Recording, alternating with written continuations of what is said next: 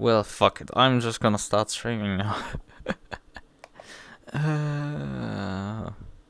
Hey kids, hey, it's 2 minutes early, whatever. I'm already ready. I'm on the server. I'm just was literally waiting for the timer to run out, and I've run out of things to do. So I'm just now gonna start streaming so I can actually start talking without being completely stupid.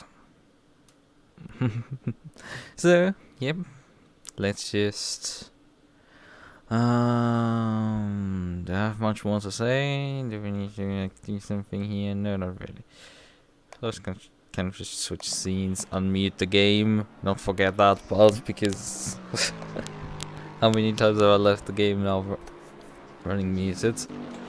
Ignition, starter, pit limiter, and let's start rolling.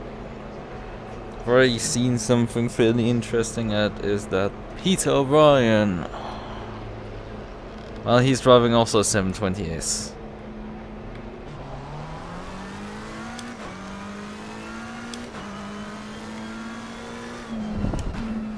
Hello there. Oh well. Yep. Good evening here.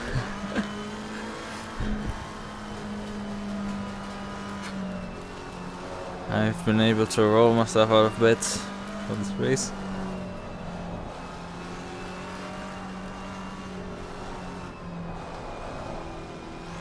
And I'm now ready to drive here a bit.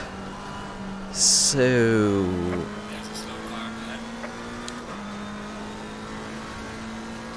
I don't have too much experience in the 720S, especially with the train of thought of Peter O'Brien driving the 720S. He has a lot of experience with that car. There are probably few people who have as much experience as he has.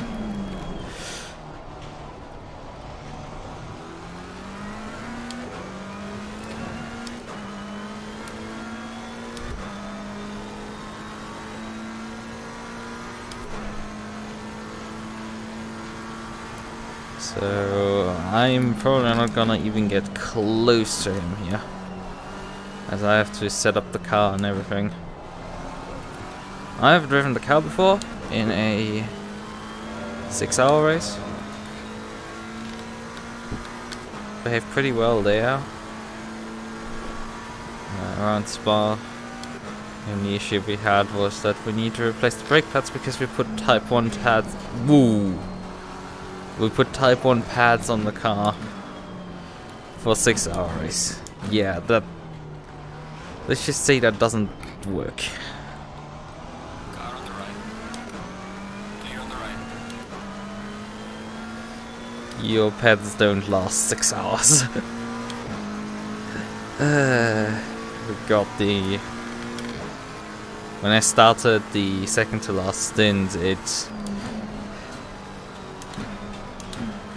the left, I think it was left rear or something, pads showed up as worn. So when I came into the pits and gave it back to my teammate, I replaced the brakes. Probably would have myself continued on like that, but it was noticeable that the car wasn't stopping as well as it did before.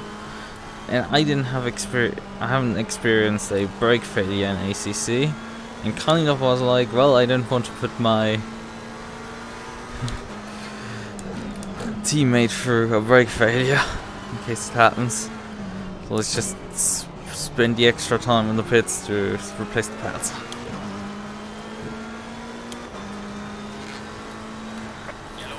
But yeah.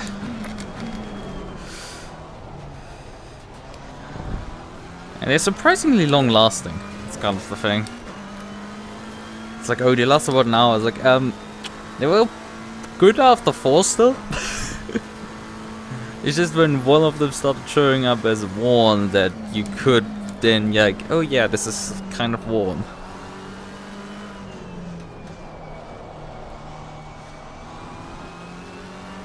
I can probably totally do like a 3-hour race on them.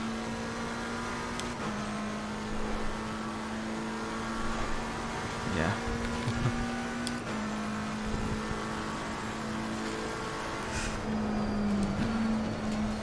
Ah, still on the circuit there.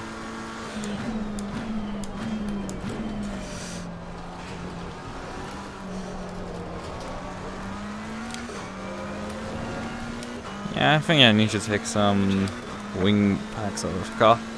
Right, Slow car ahead.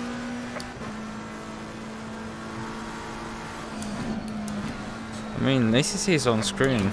Yellow flag, be careful there.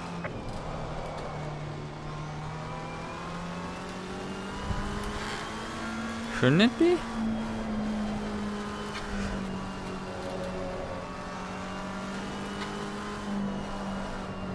Like, I'm looking at it. ACC should be on screen, and the audio should be there.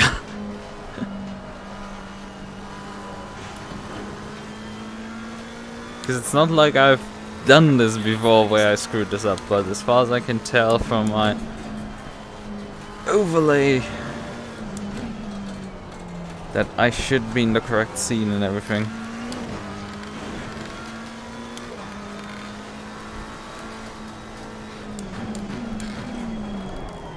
Okay, slap lock up there.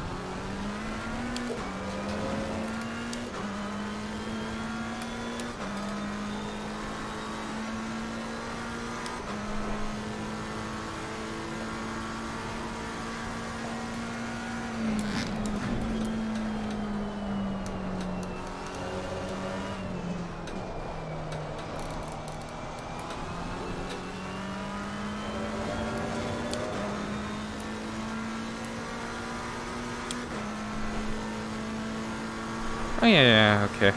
I usually put a stream start scene up.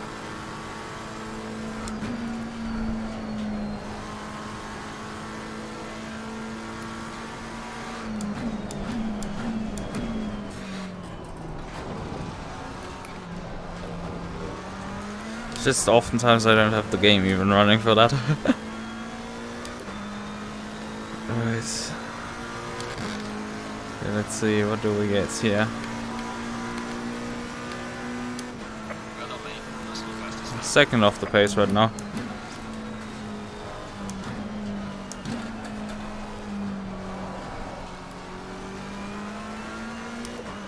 Wait.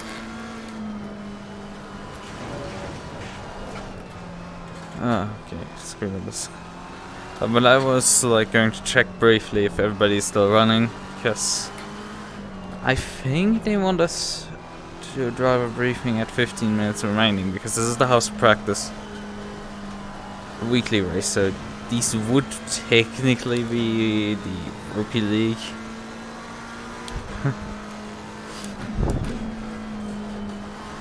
Although right now open basically for anybody to turn up.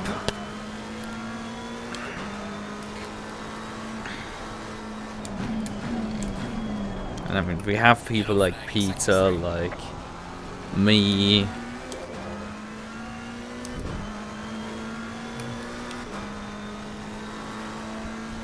Okay, it's now 1.6 seconds, I need to step slightly more up.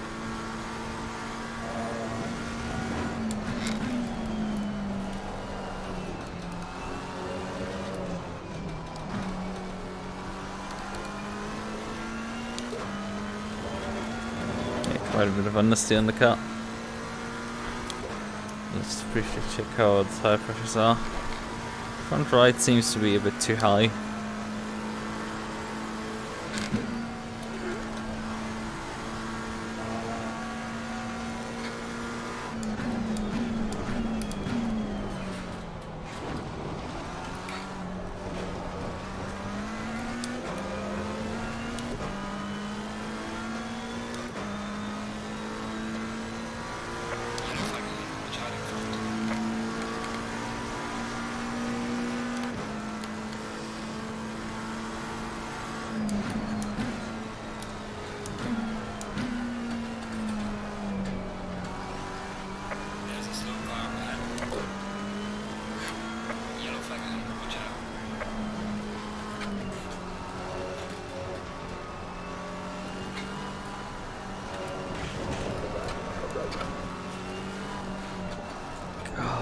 Come on.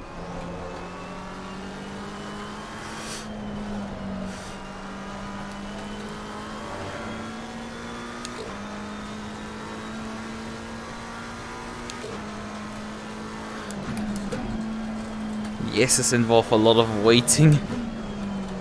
Oh, and then I overshoot Digna too.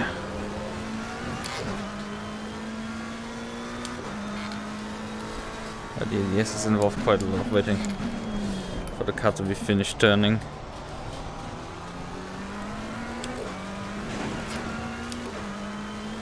Okay, now let's go for an exit there.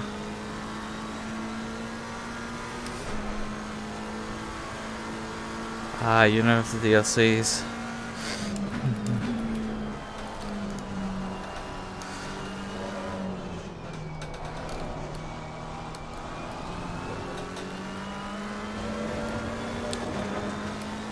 Yeah, the Intercontinental GT pack. Without the DLC, it limits quite the selection of tracks available.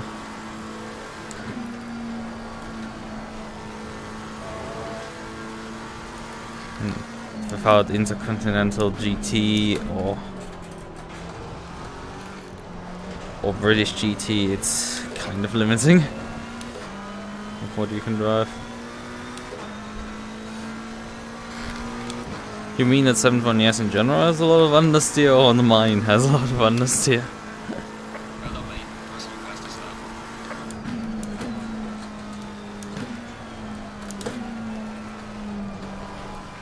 Because I think the statement should be both.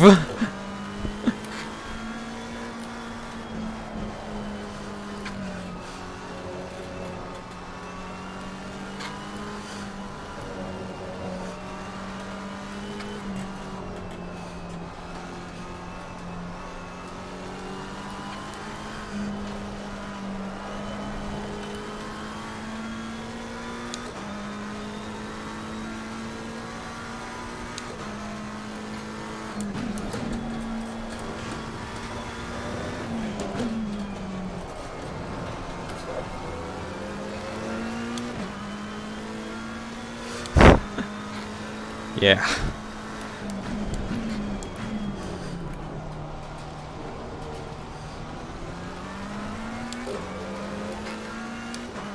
I mean, people describe it as a largely aero car. I mean, I'm not following a lot of cars, so I'm not suffering from aero wash, but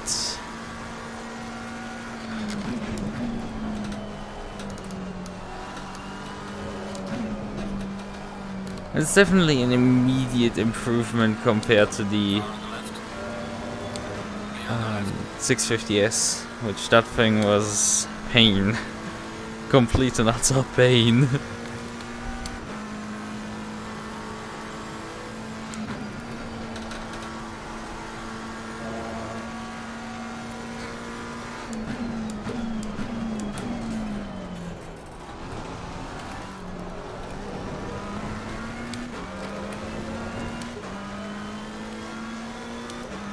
Yeah, a bit more time out of the final chicane there.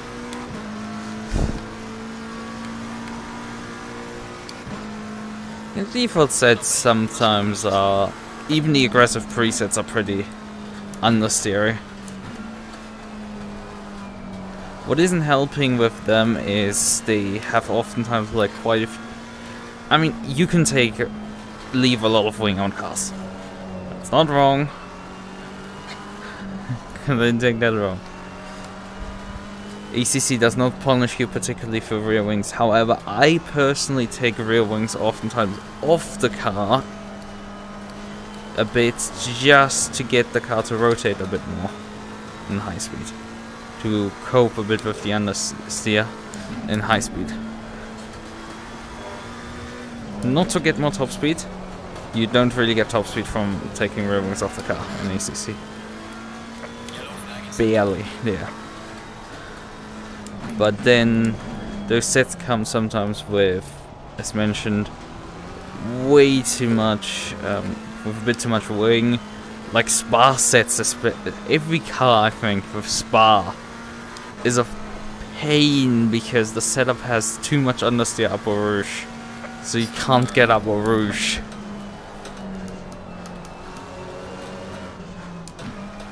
case of, I think, of the M6 even, you can't. Okay, now I drove way too far out. Yeah, with 4 tens up there. Yeah, around Spa with the M6 you can't. Whoa. Yeah. Spa M6, you have an issue that you even bottom out going through the compression at the bottom of a rouge, which causes you to spin out as your diffuser stalls. The fun thing to find out when you start out with ACC, I can tell you that. I've made that experience. It's not fun to rectify, it's not fun to try to get the grip of the handling in ACC with that happening to you.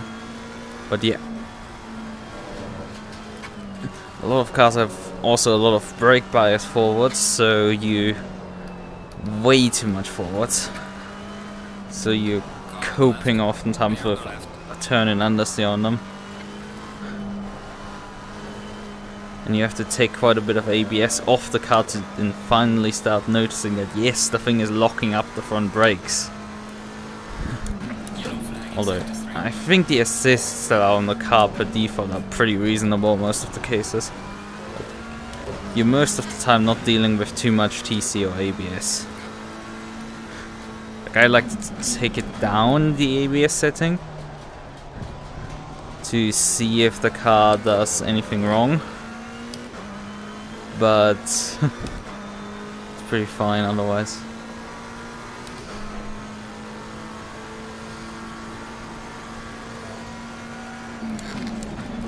Yeah, I mean, the 650S I drove around Alton Park, that setup had the car at the lowest ride height possible. Yet the thing bottomed out like everywhere.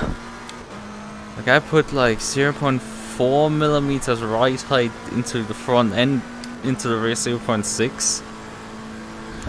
Not millimeters. 0.6 centimeters, so 6 millimeters.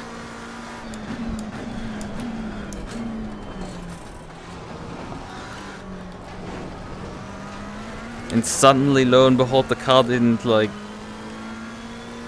behave a lot better. It still behaved like shit, but it behaved a lot better suddenly.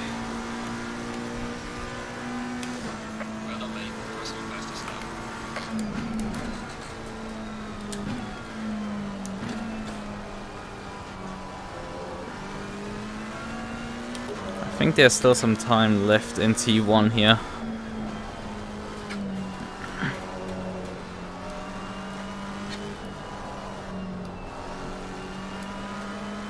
I mean, I don't have too many complaints. The thing is, right now, actually handling well.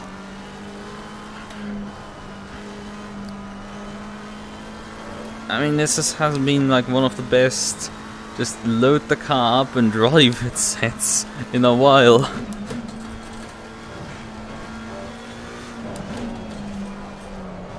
Sure, it has a bit of understeer, but hey, I can cope with that if I didn't fuck up Degner 2. Again. The only problem is that there's a bunch of people who are like, goddammit, move the fucking goalpost constantly forward. So I can barely keep up. Whenever I improve, they improve as well. It's just, it's an arms race. Where I'm a second behind. Constantly.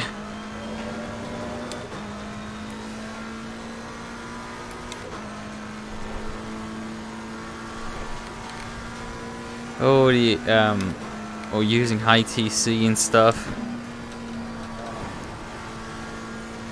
in ACC. That's something that I haven't wrapped my brain around yet.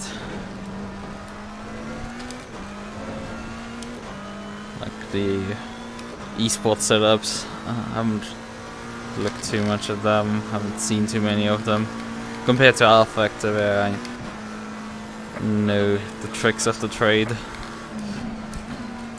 I guess the track is rubbering in.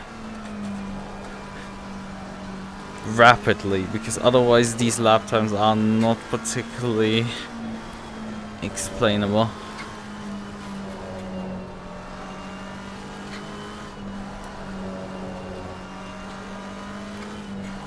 I mean, even mine aren't explainable.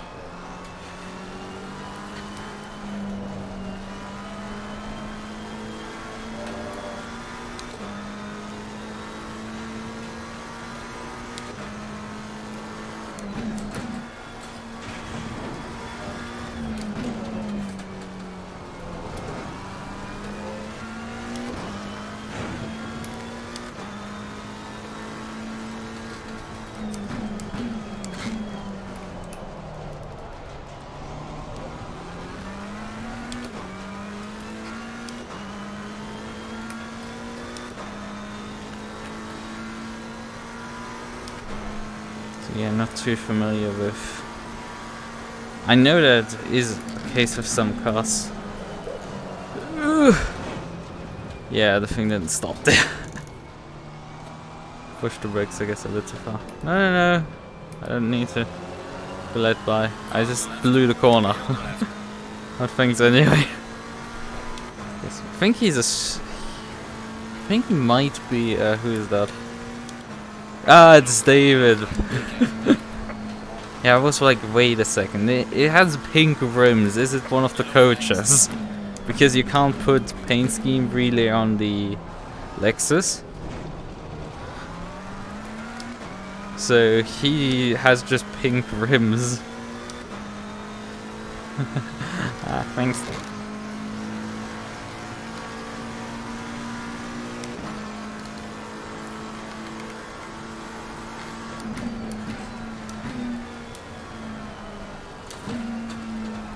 Still, I'm leaving time on the table here in T1. I'm very sure of it that I'm leaving time there on the table.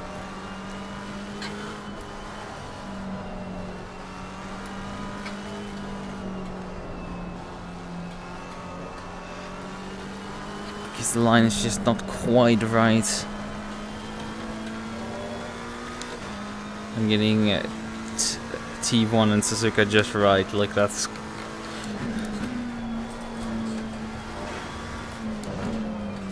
It's a great feeling when you do that.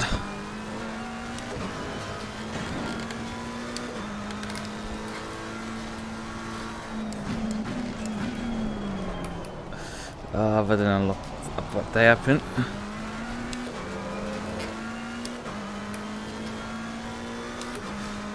Kind of want a late apex the hairpin, but it's kind of difficult to pull off.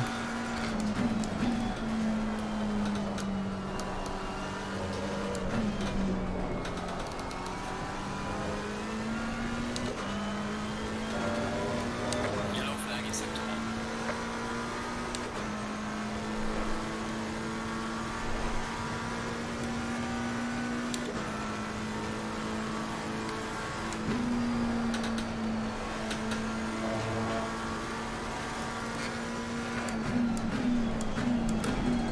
And then I overshoot this corner.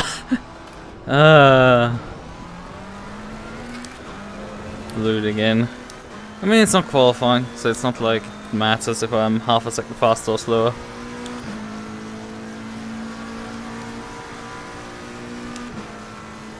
Well done, mate. Personal best. Also, it's...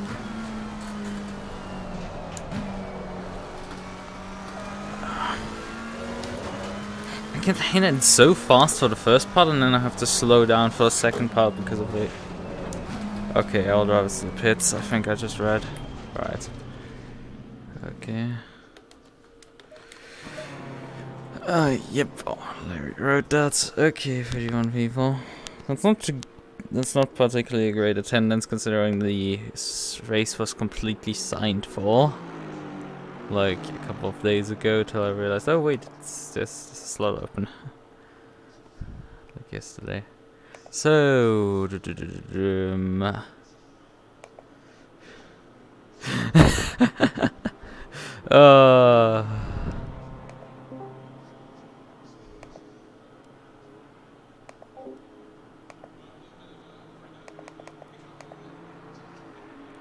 anything to say?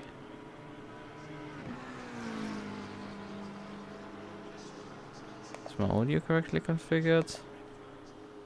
Yeah, my audio is correctly configured. Third.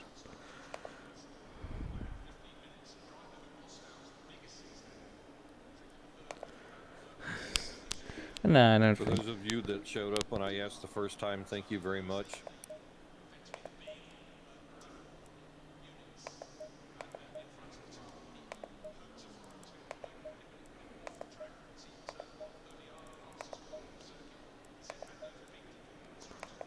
Okay, I'm just getting to map things. I've muted myself, so.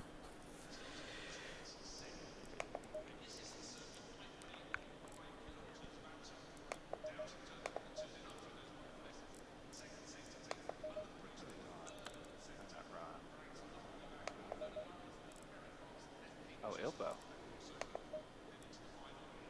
What's up? He's in chat. No, he's in chat. He's fine.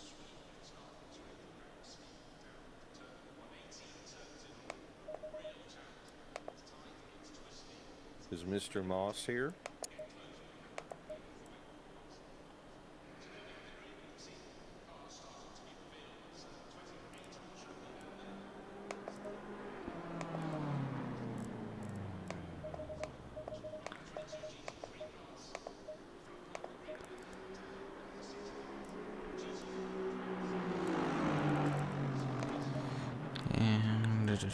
And All right, I'm going to start this. We were a little bit late, but there was an incident in one of our races recently, and I'm going to address this right up front. There will be absolutely no revenge crashes in 604. I'm going to say this one time and one time only. You will be banned if you do revenge crashing. That's the end of it. We will not. It's not going to be one of those accepted. Oops, maybe come back and try it again. We can try and negotiate it. It's not going to happen. It just does not happen here. All right. Track conditions are very different. It's going to be raining here shortly, if not already on track. Davin has thrown an oops into the racetrack this weekend. So let's everybody pay attention. The driving conditions will turn to shit, or they will be good. Negotiate it the best you can. okay. Okay, Gustavo, I didn't see it, but let it roll. Anyway, if anybody knows about the incident I'm talking about, absolutely do not talk about it for any reason whatsoever. It's over and done with. We have a pit exit that comes out very close to the entrance to turn 1. Remember, when there's a pit, please stay away from the pit lane if you can as best possible, because the exit is for the pit drivers. Be very careful with these conditions. The biggest thing I'm going to say is let's try and keep this clean. You have to anticipate very much ahead of time what's going to happen in changing conditions and or in specifically wet conditions. Today may be a mystery box. What's that? Today may be a mystery box. Yes, it is. I may have said yeah. I watched the 30-minute plus just disappear, so Yep. it could be fucking dry and hot as hell in the next 10 minutes, so we don't know. But yeah, let's try and keep this as clean as possible. We do have some new drivers tonight. I know there's one specifically. Oh, here comes the rain. I'm watching it on the windshield. Yeah, I was about to say that was raining. Yeah, we have new racers tonight. We have older racers. Let's just try and keep this as clean as possible, and let's just be as nice as possible to each other.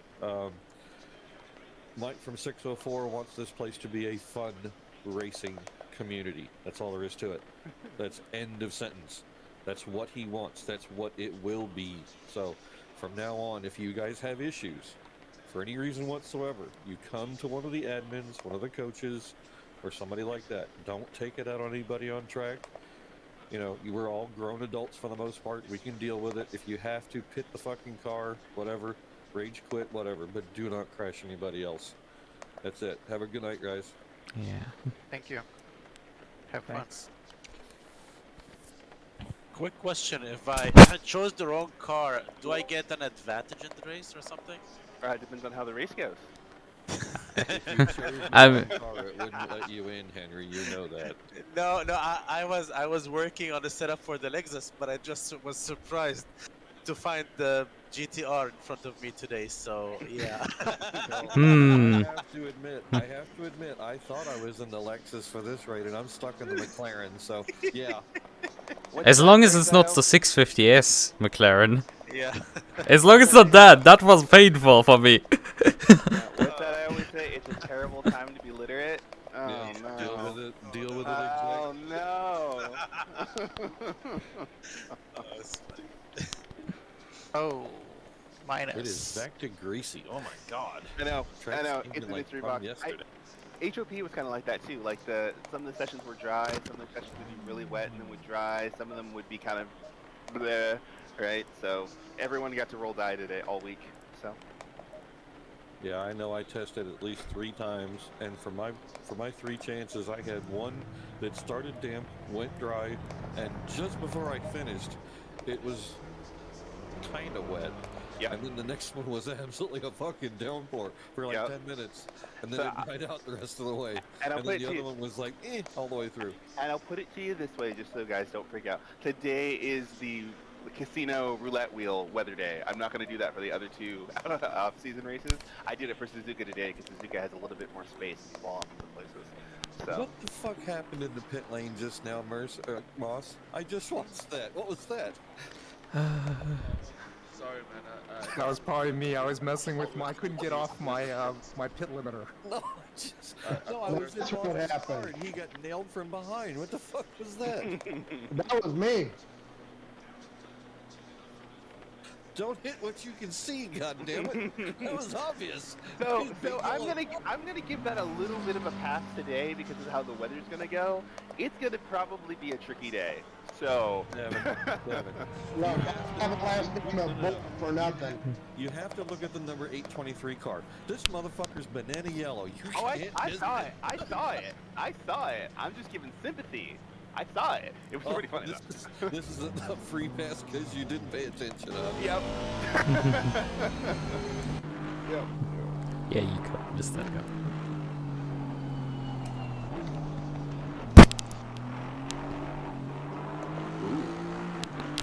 Trying to do a wheelie there, Moss?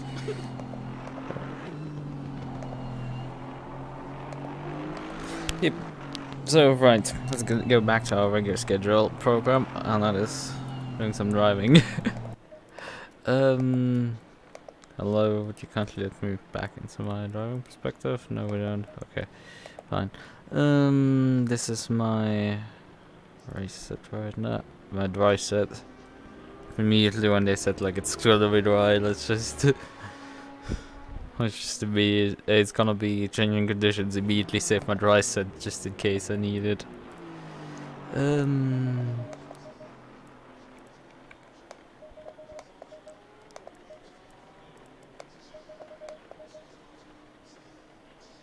Wait, wrong. Reload this. Brake pads 1, 2. 05, 05, 05, 05. Okay. Come on. Jax, drive. Hey.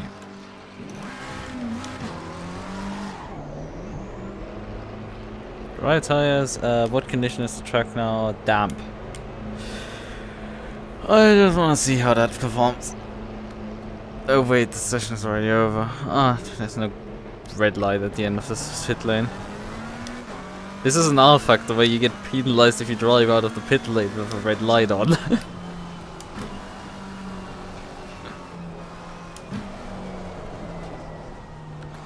I've checked the wet set. The default settings for the wet set are 27.5 psi on the tires.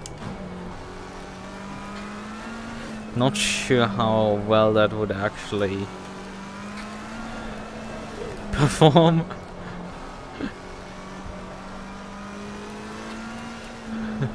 God damn it, my tires immediately go to a freezer from driving out here.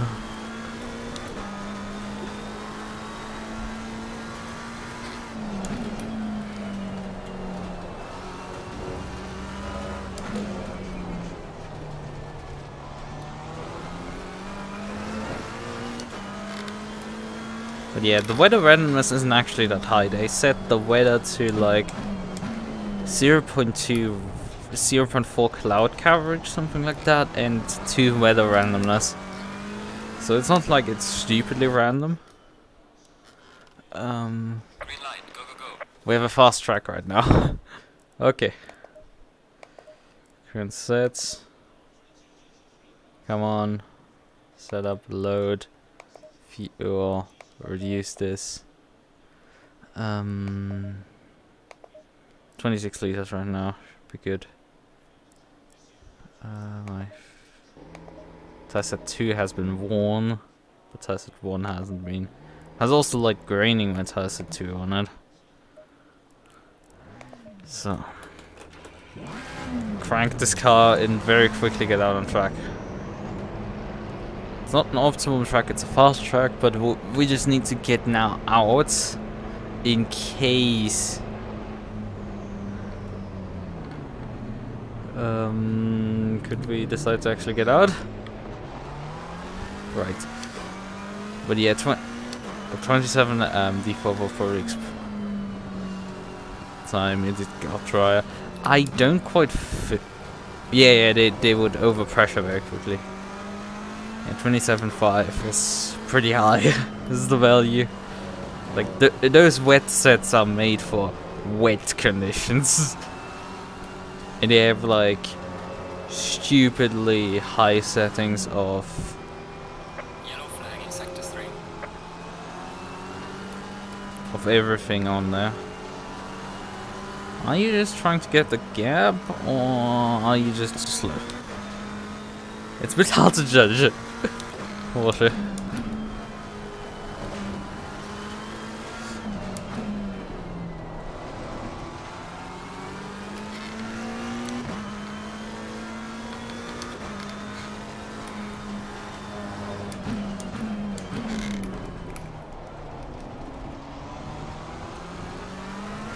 But yeah, 27 is pretty high on wet tires.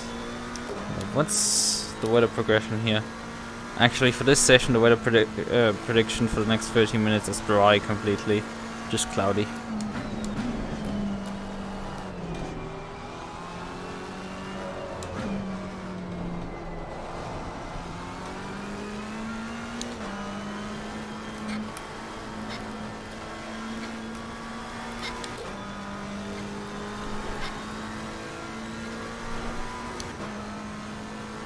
Moss right behind me has a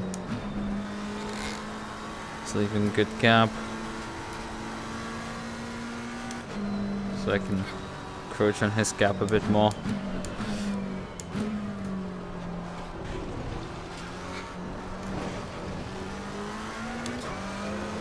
Though we can just see the first flyer.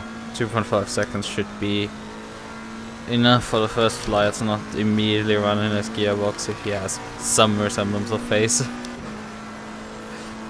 I've done that. Yellow flag in sector 2. Okay, that was mildly dangerous. But yeah, I've driven a Porsche around Suzuka.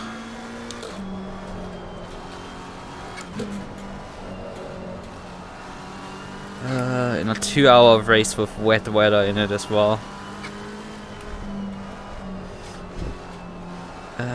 My rear end decided in the second half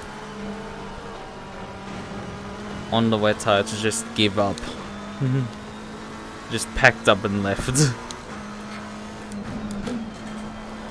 But yeah, he isn't the fastest. It's pretty evident. Shouldn't be trying to pass him, but he's just kind of not quick. So it's Oh god, my tire pressures are really high.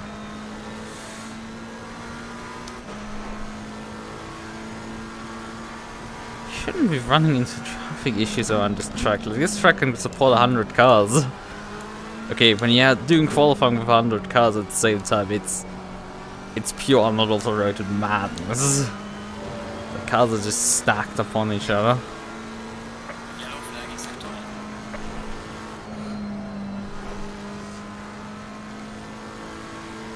Problem is I need to let him like for more than 2 seconds because we gained 2 seconds on him for sector 1.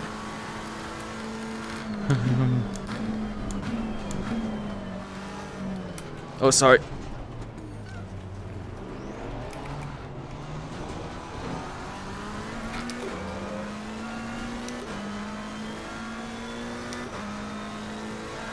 I'm just stuck in traffic right now. It's a bit of a problem.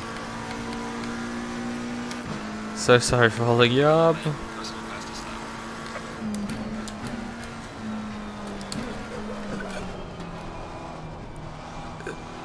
That turn one.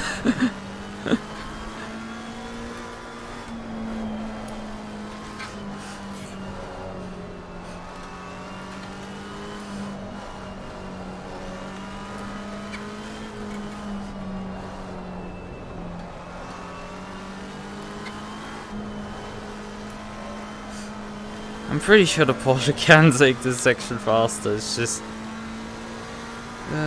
he's a. We do have some slower drivers here. It's fine. It's all good. It's just I'm thinking what I'm going to do about him right now. Okay, he's getting out.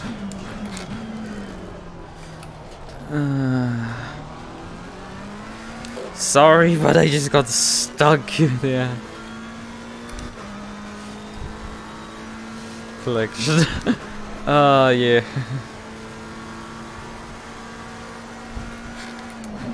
Slow car ahead. I mean, for most of the lap, the setup works. I guess the slight adjustment on rear wing and brake bias is causing, to say this at least, some issues there. So I guess perhaps move the brake bias coming down to T1 a bit forwards.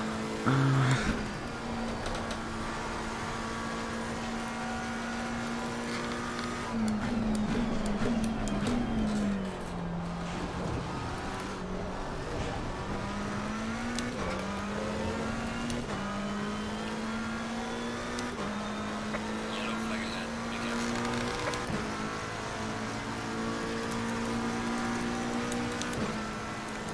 Well done, mate. Fastest lap so far.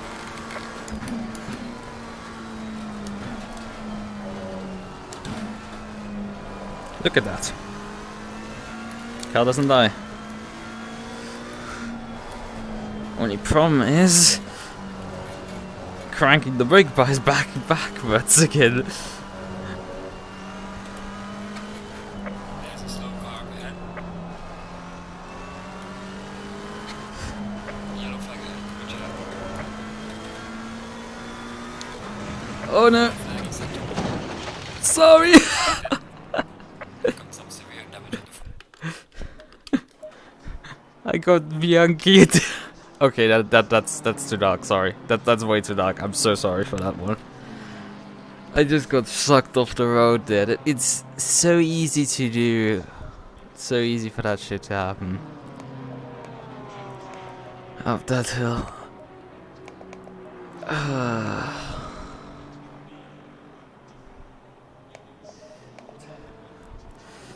That's like I like my dark humor, but I think I just went even for me too far. Even for me, that was a bit too far. I'm sorry. That's a bit too dark.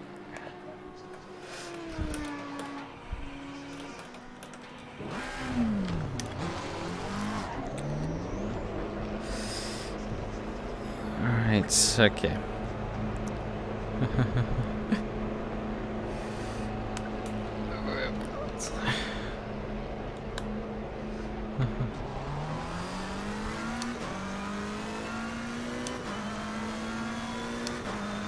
Right. Fresh set of tires. Let's try this again. Perhaps I can just use like not 56% brake bias, so I don't have to do like 20 clicks of brake bias adjustments into T1.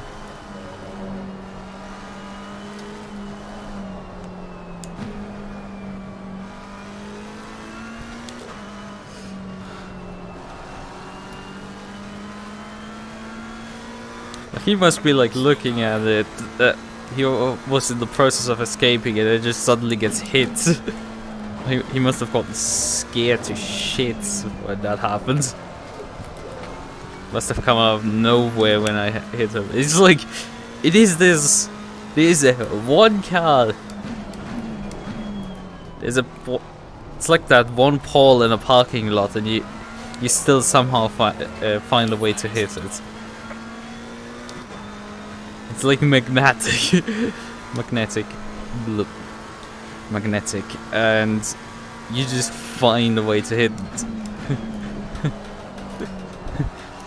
When my car started digging on the right into the grass, I knew that I was in that trajectory to hit that car, and there was nothing I could do about it.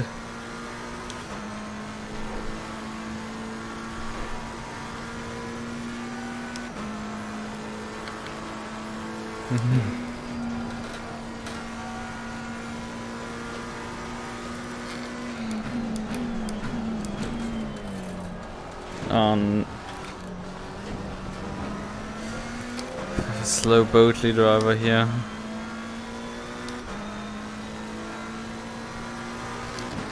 Like, genuinely slow. What are you doing? Car on the left. Clear on the left.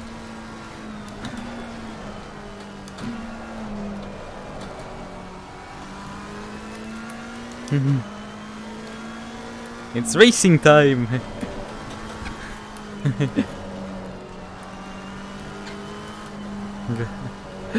Yeah, yeah, I don't have any more. I'm not doing that tomorrow again. When I woke up today, it was like, I kind of would like to continue sleeping.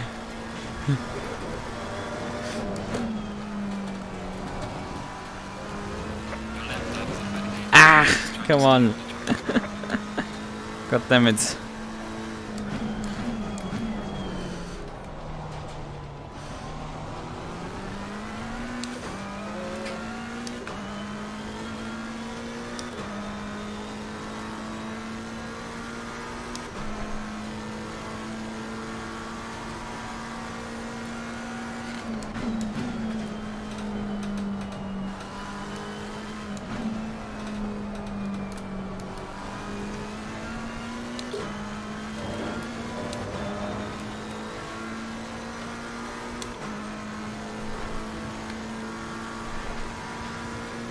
Slow car ahead. Yellow flag, be careful there.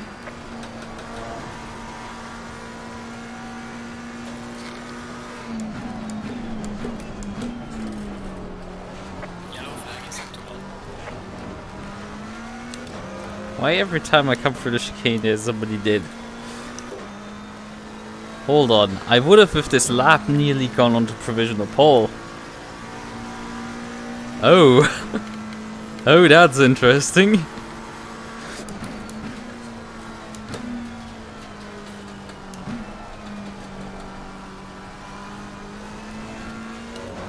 Right, understood there.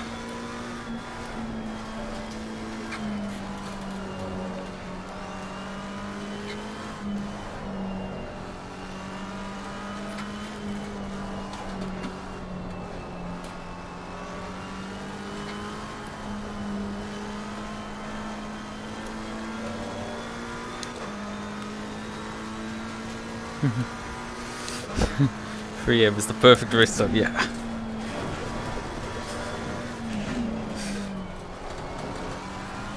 I've not had issues with that corner before qualifying. But now the inside curb wants to kill me.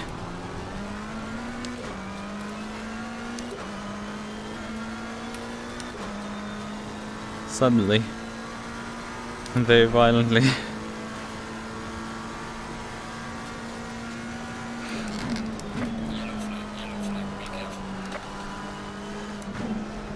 Yellow flag in sector 3.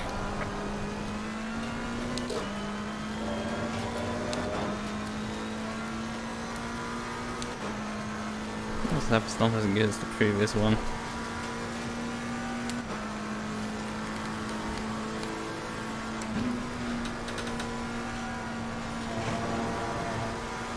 Slow car ahead. Especially if I was shoot the chicane here. Bottle that. Yep, just completely got flung there. Went yeet. Well done, mate. Cross Lukas.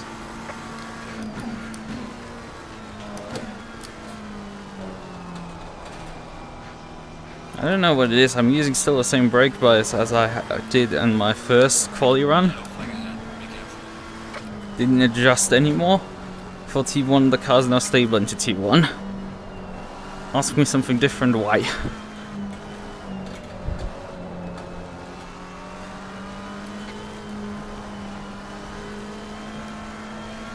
It's probably that I have the approach now better down. You get when you get to pretty high performance setups to the situation where there's a single line you can take through corners. Yellow flag in sector And if you don't take that, you die.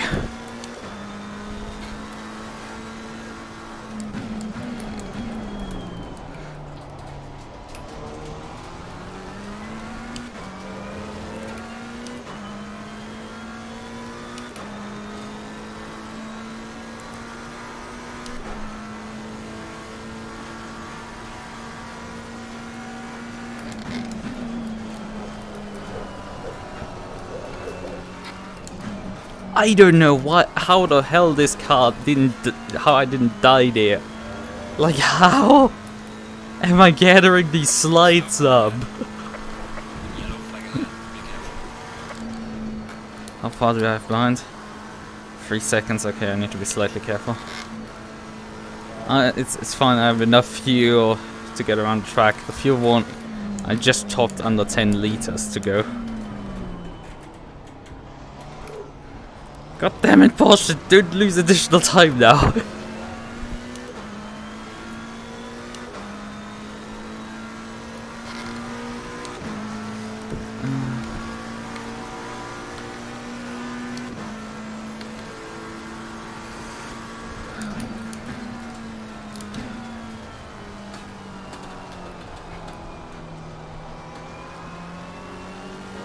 Yellow flag in sector 2.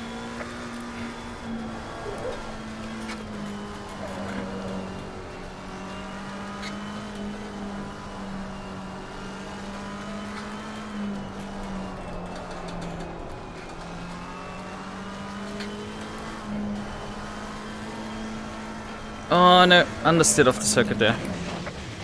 That's my qualifying session done. Although I can continue and do another lap. There's a slow car up ahead. I have enough fuel to do another lap. And I have enough time to get back to the start finish, so let's just get around the track and do another lap. Be careful.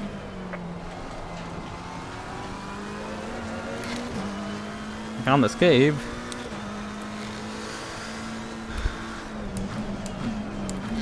But yeah, well, the thing is, with the track getting better, you would expect both ends of the car to correct more. So you shouldn't... Inevitably, the car behavior shouldn't change too much. Like, yes, you can take more speed mid-corner in certain situations, but the issue was entry oversteer.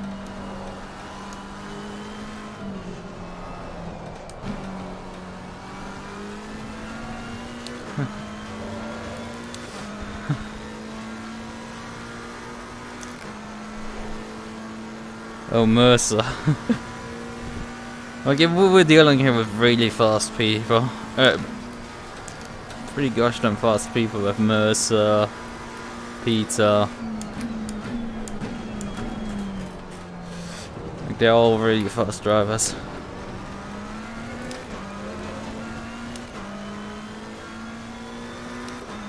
I think Joe Dallas and JD are missing to complete the JJJ saga. Yellow flag is sector 1. Oh, overshot.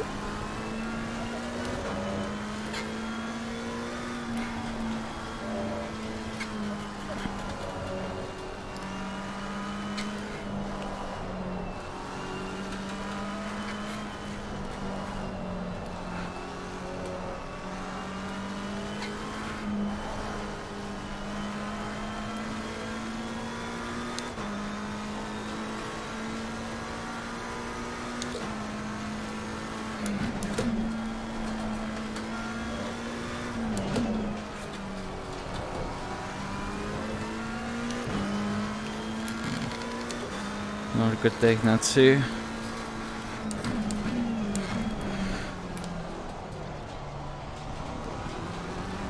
Very early apex here. Yep, that cost me quite a bit.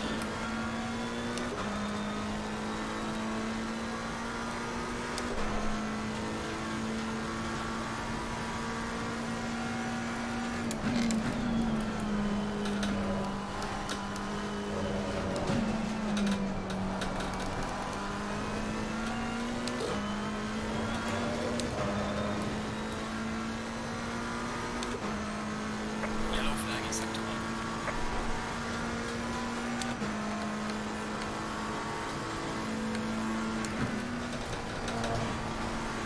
Ah, slow again.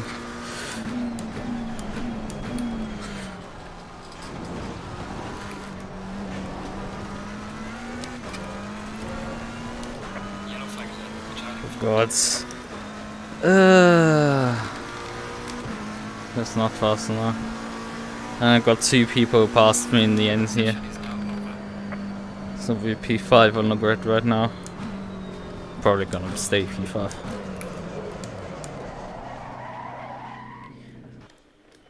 And rain! Right, conditions are wet. We have some slippery curves, and also watch out for your braking distance.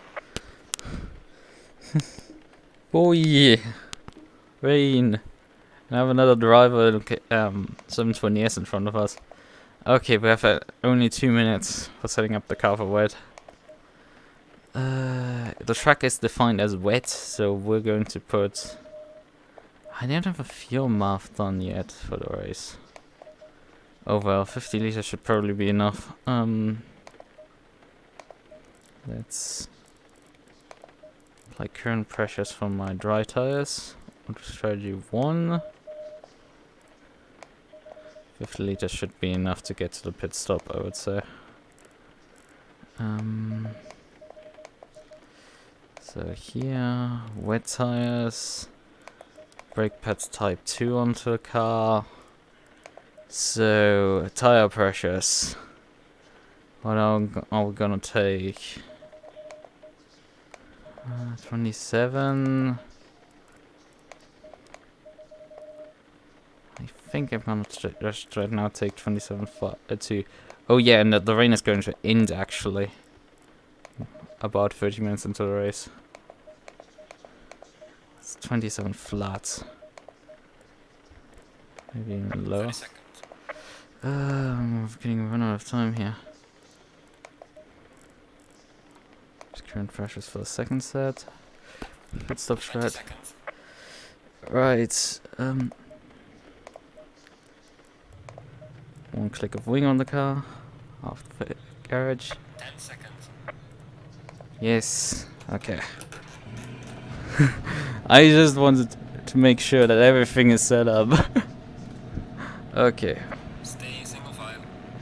Windscreen wiper on, rain light on, headlights on.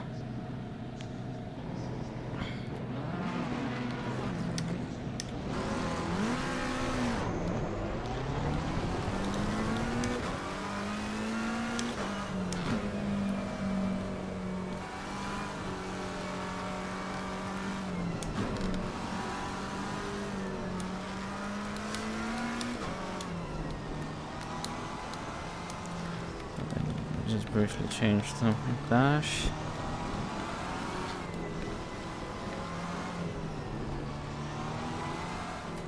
Dash is here. Oh, we're too far forward right now. I'm driving too fast.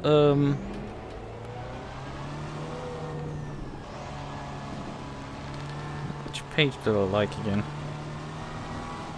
Ah, yeah, this one because it has the brake bias display on the dash. I don't have directly a delta, but I think I have a predicted lap on this dash.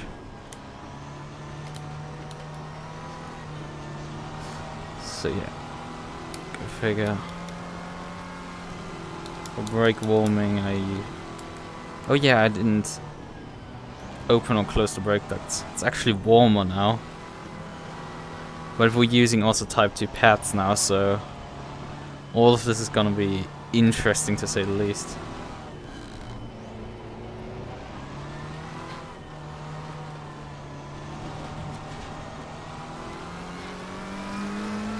Feeling I might have some low pressures on my wet tires, or them being a bit hotter, because they're already up to temperature, they're just not.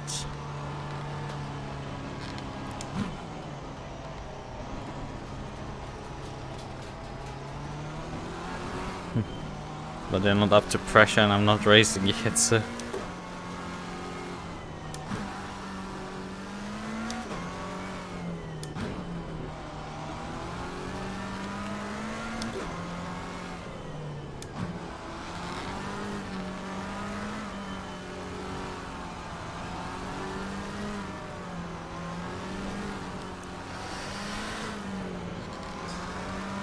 Finally, the 72 is in front of me and I'm the 27.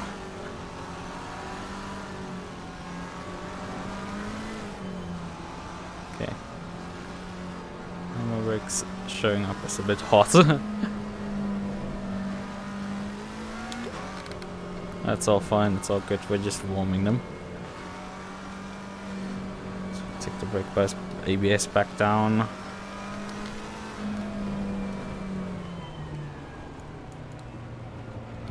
I think leave it at this brake bias. Come on, game fun, kick into double file.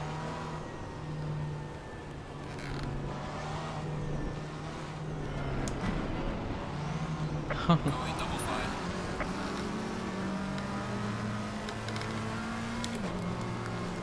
The game took its time before getting double file.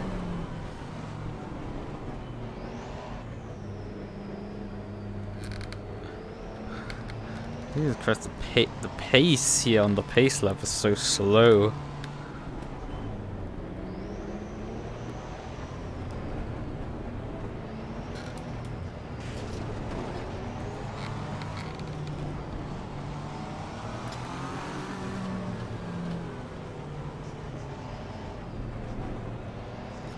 Okay.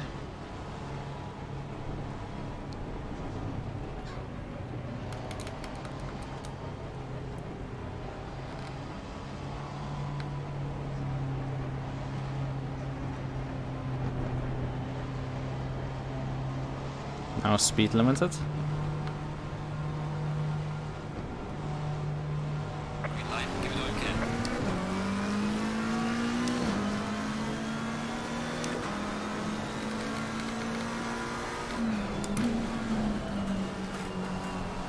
Oh, and Peter dies!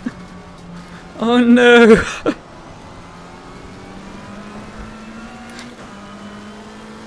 Oh, come on! That unlucky bastard immediately slides off the road.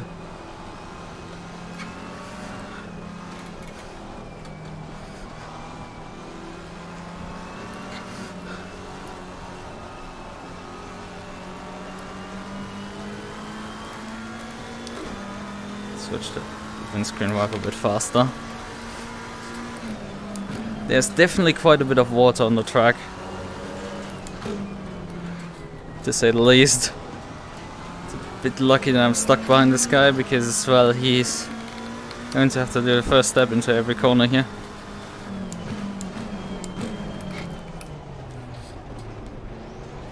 Car on the right. Clear on the right.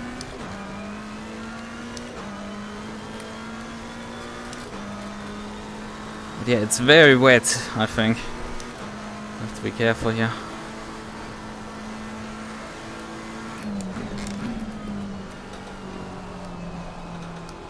For it to not catch us out.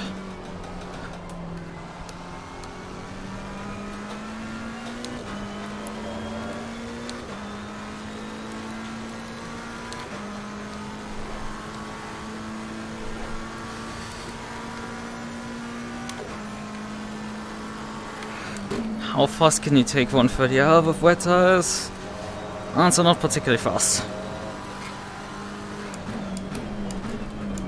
Although I did also put one click of rear wing back into the car, which is a very sensible thing to do for wet conditions.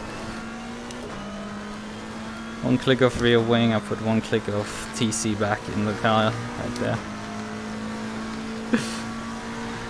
Yeah, it's a strange overtake, but things like that happen. Oh god. No! And then I pull a Peter. And spin myself out. Oh well. It's surprising how large the gap is after lap 1 between the first few cars and the rest of the field. Ah, that's a bit annoying to die like that.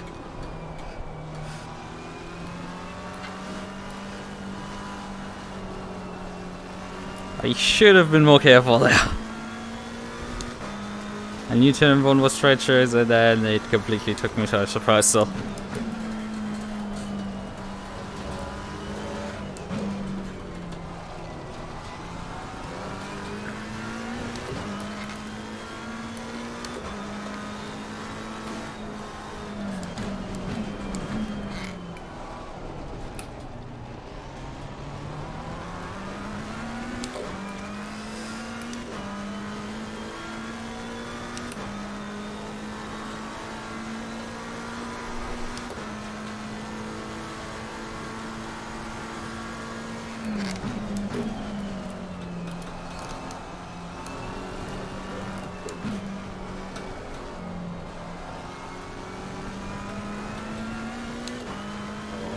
Let's see what we can do. I mean, I would have probably struggled to keep up with Mercer in the lead anyway. But we can probably salvage those positions back in front of us. Ah, fuck. Yellow flag accepted.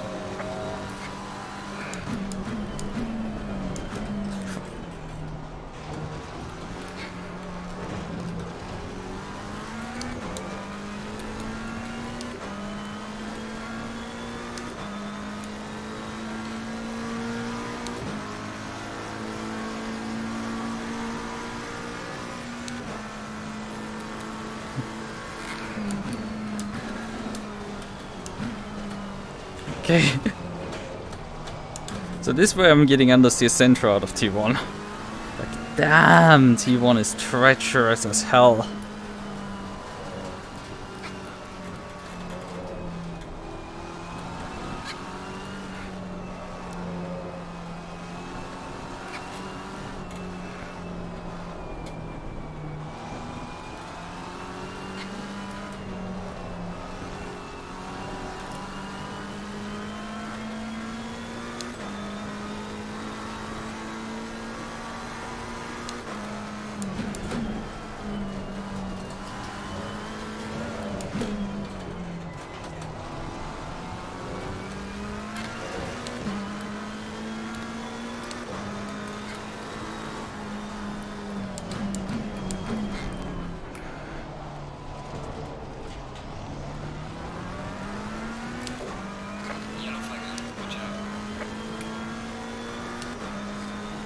I'll catch back markers already. Oh yeah, oh yeah. And then the Lexus goes flying.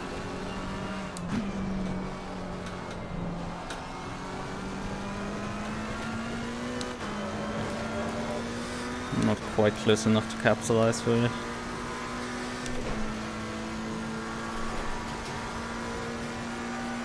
Let's try 4 for... Yellow flag accepted. The speed is correct, the RPM range is not. Good fourth.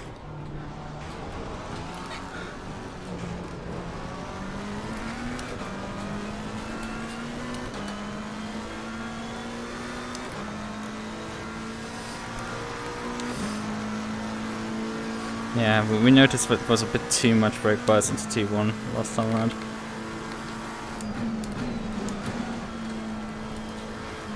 Okay.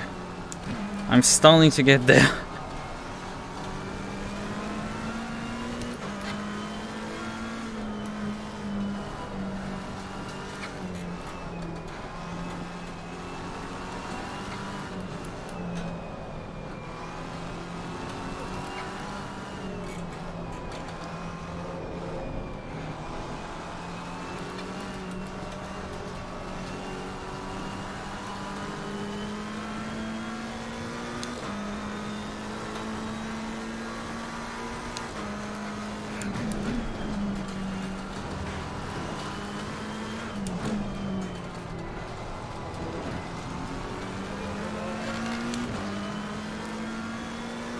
Yeah, my pressures are way too high.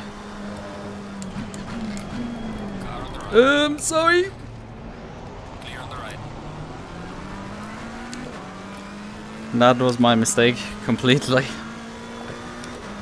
Like, he got hauled up by the group in front and had to brake obviously earlier for caution, and I did not do that whatsoever. So I'm sorry. It's my bad.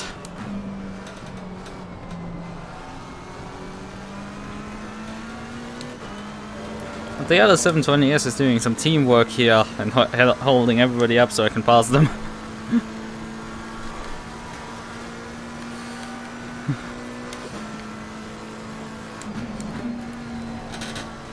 Oh, come on, that's not a nice sound. Car on the right. Clear on the right. Hello, would you kindly not bully me off the road?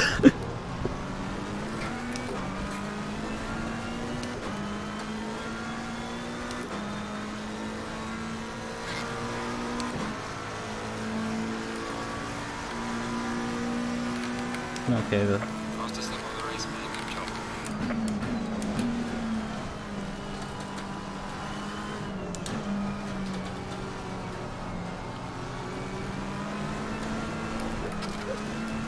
Car on the left. Clear on the left. a bit too much right foot and oh, there's to go. Clear on the left.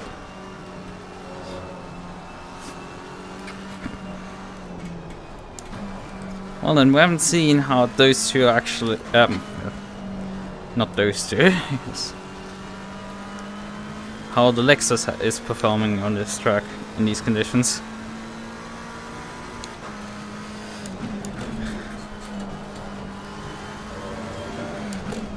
But I have a guess he's gonna follow me for a bit. Okay, he is probably not. Actually, wrong statement. He might not be following me for long. If you catch my drift. Damn, my tires are overheating already. Oh, I just noticed. The rain has stopped.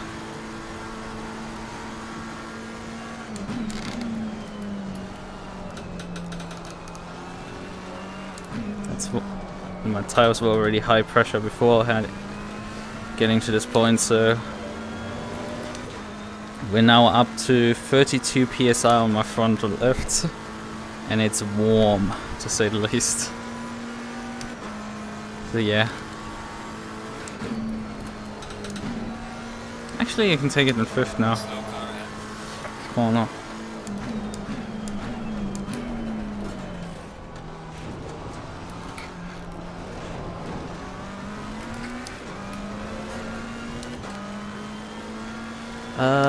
We need to do a mandatory pit stop anyway. Sorry, I forgot to mention that. We need to do a mandatory pit stop. I configured the car already for the configured the mandatory pit stop already. Fastest lap of the race so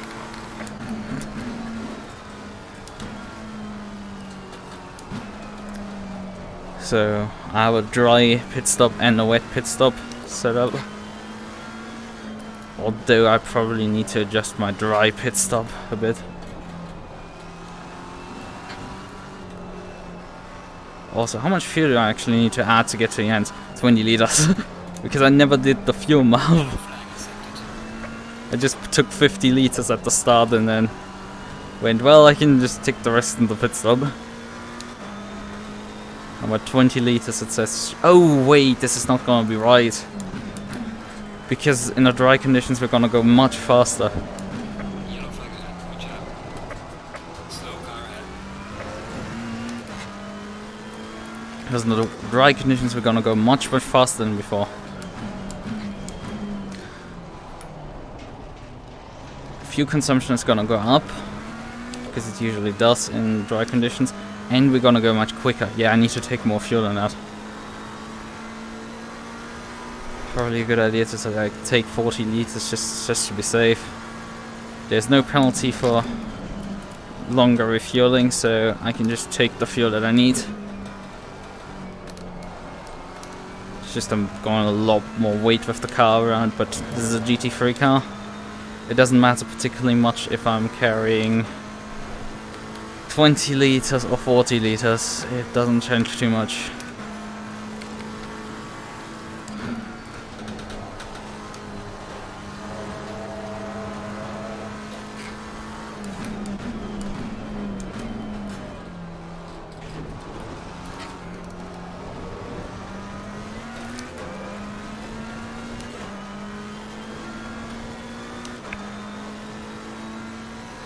Mercer's slowly dropping back.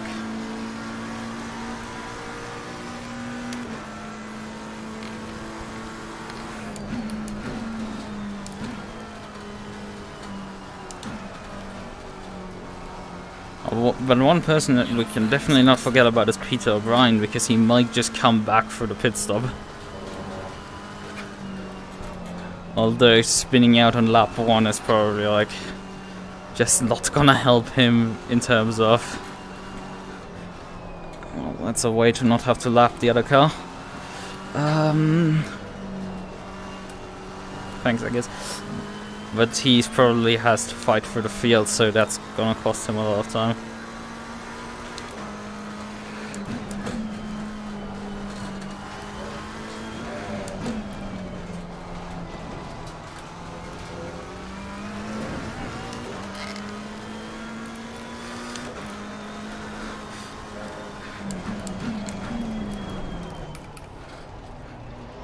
Yeah, and the Lexus seems to be starting to come back. He might be taking care of his tires better than me, who's just driving.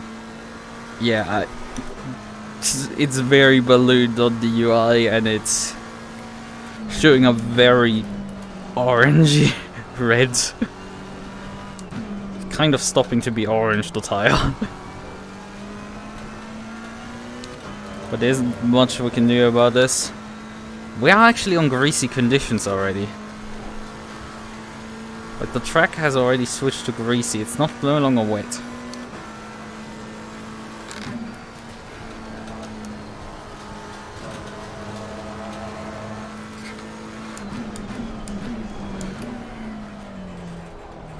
Like, it's drying out very quickly.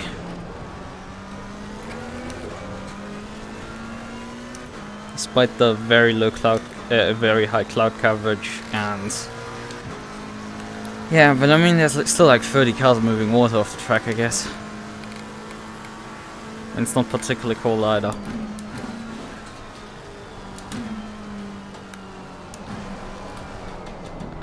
That's not how you take this corner.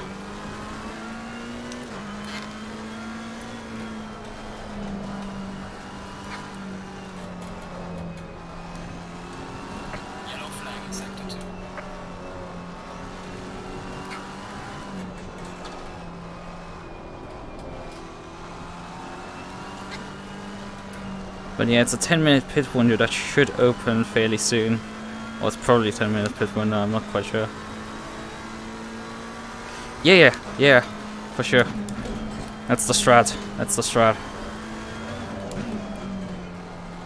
Spin the strat the entire time to get hold long enough till the pit window opens. It opens in Should be soon open. Or did they put a very short pit window in this race?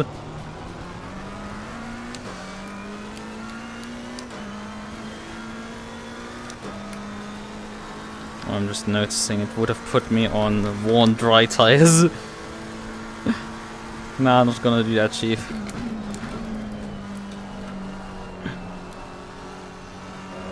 Gonna take a fresh tire set there.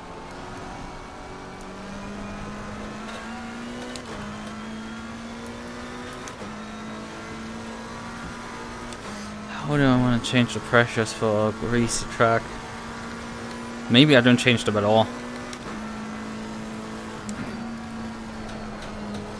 I don't know how long the track will stay in greasy condition.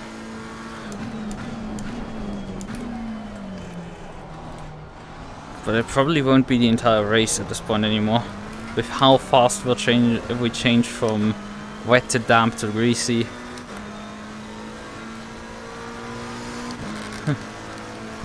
I don't think ACC does this particularly well. Well done, mate. This has been your personal best.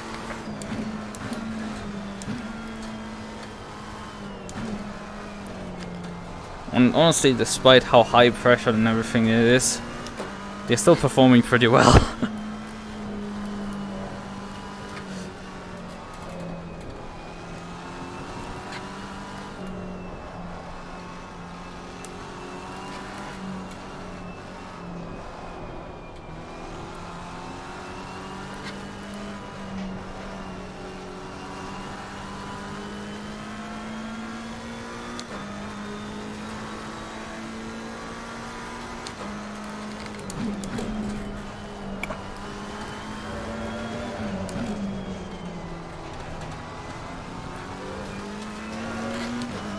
I think we have the case that Mercer probably is similar. I mean, everybody's in the same boat right now. If they have a PSI or more, it's probably not gonna change much.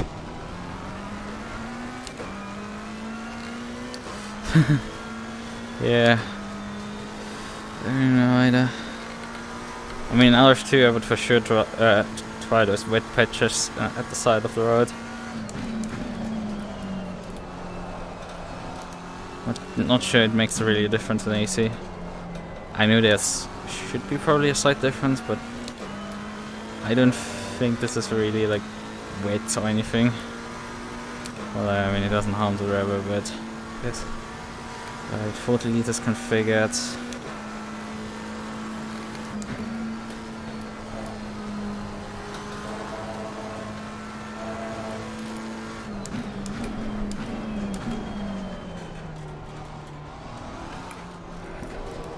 Although we're having also like pretty high air temp now, so I might actually lower my tire pressures a bit.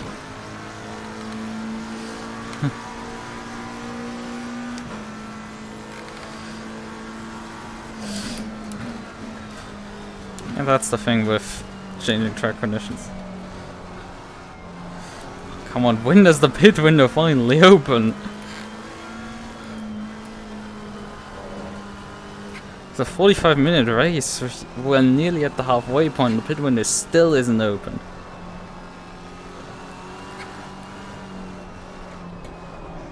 Did somebody forget to configure a pit window for this race? Yellow flag is active.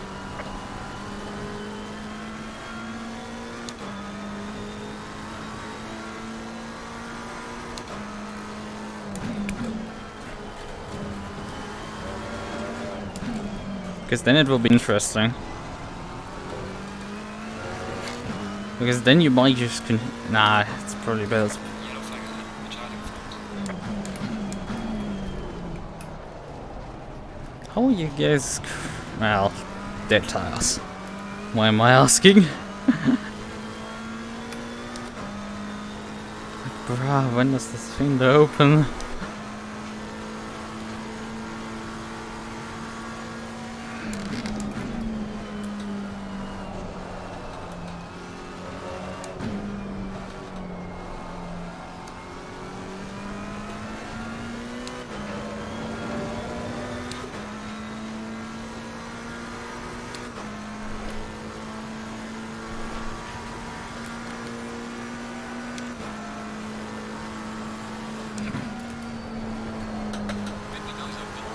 Finally!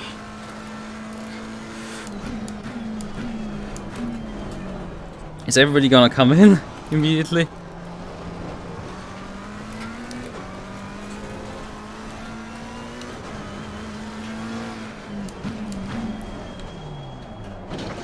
Light damage in the rear. Come on, dude. It's quite significant damage that I took there, but I can't bother to repair that.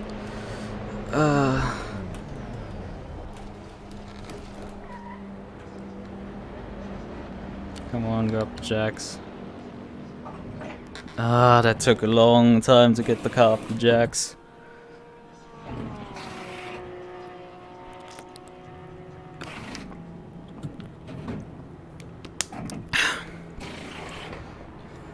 Hopefully the car's damage isn't too bad from this. We are halfway through. Keep it up.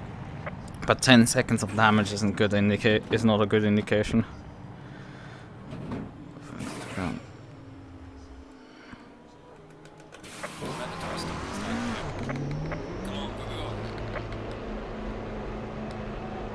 Oh, hey, there's Mercer. Mercer's rolling out, parallel to us. We've been given a stop and go. No! There's a car. Oh, come on! The guy hit us and gave us a stop and go because of. Oh, I'm pissed. I had such a good race till the guy hit me. Oh, come on. That's so bullshit. Because I got hit in the back, it just fucked my race completely up.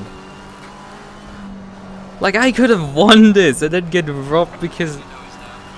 Jesus, the pit window was like 5 seconds and you blink it and you miss it. Like, come on, dude. And he didn't get pit speeding for that.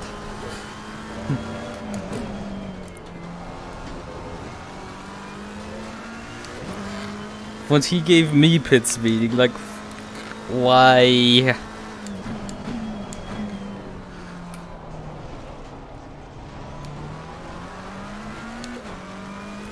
Like, I broke late for the pit entry, and the guy just completely misjudged it and hit me. I have to look in the replay to see how much I oversped into the pit lane. Probably not by much. This is gonna hand me down so far, the order, because of that stupid idiot. Okay, I shouldn't say it, particularly Neville, but come on. It's not rocket science to enter the pit lane.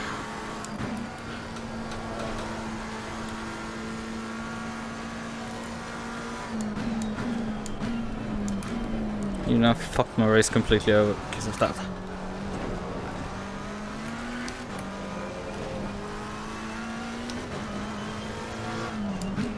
And while I do have the admin password to clear the penalty, I'm not gonna do that.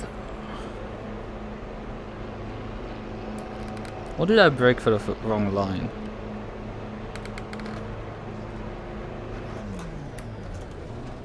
Hello, stall. Okay. At least it's more gracious with the pit box it puts you in. Painful. So I'm just getting handed down. Without any without anything I can do. Oh, hey, there's pizza. I might come out with pizza. Yeah.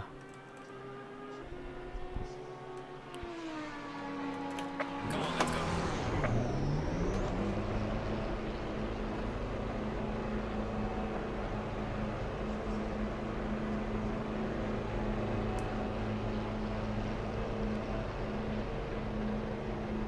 The penalty is now clear. Yep, there's pizza gone already.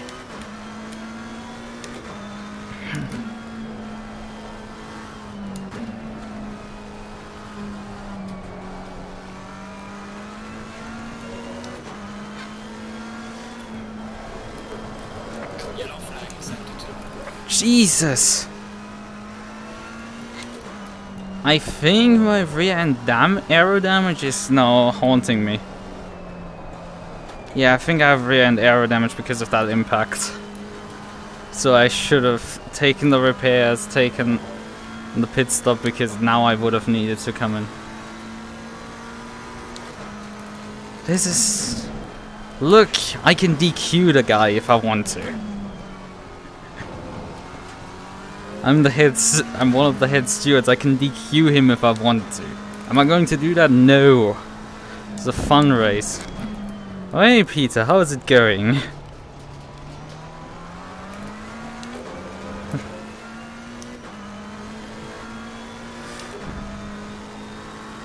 I know I couldn't just finish because you have 3 laps only to serve a stop go.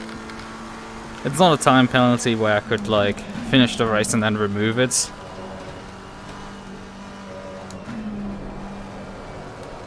If I wanted to. Stop go you have to serve. Yeah, right. Let's perhaps put some normal brake bars on this car.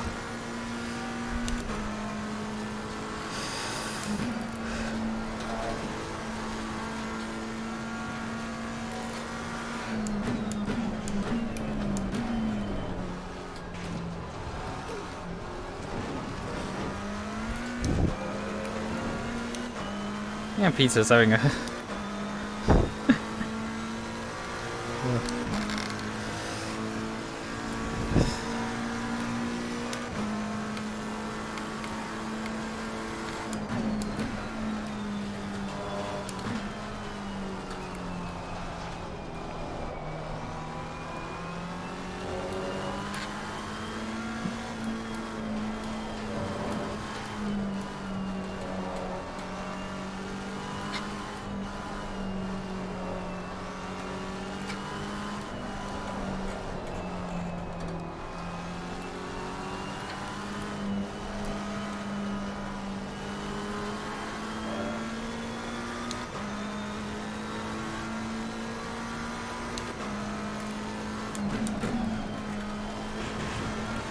But yeah, I mean, under normal league circumstances, right?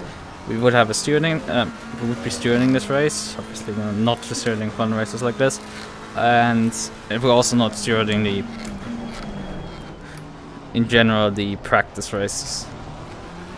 The house of practice. We don't the rookie league. It's not stewarded, but there's debriefs afterwards. So you can't escape feeling responsible for what you did.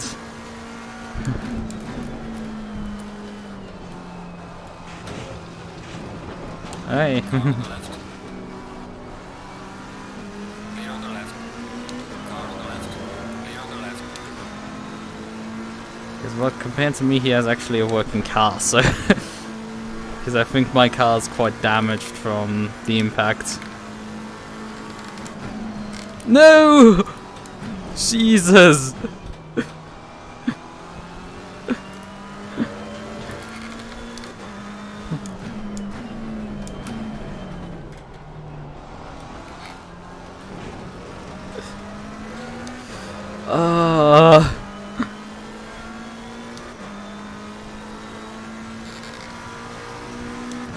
Hans was driving way too close up to the other car.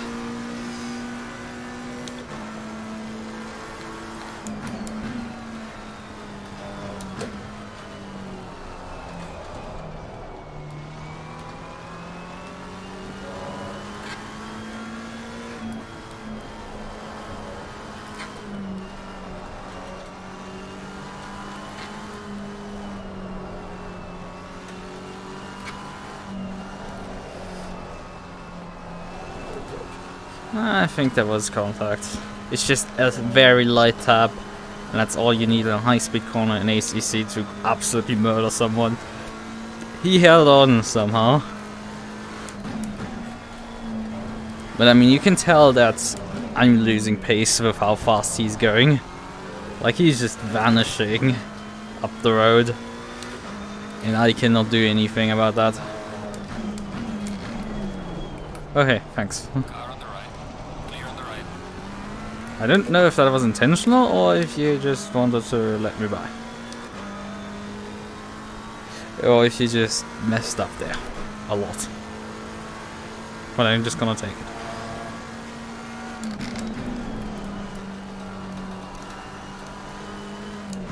At least there isn't a snap oversteer that I had. Well, it is there actually. It just tried to do something. But yeah, it isn't too bad. You can drive around it. Car right now, handling wise. If I pick up some pace, I might be able to catch Gilias, the Lexus in front. It's not the Lexus that eliminated us.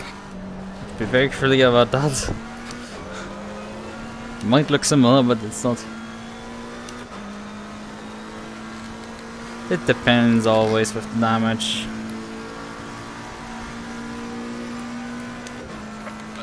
But I think with 10 seconds you start being already in the territory of probably screwed.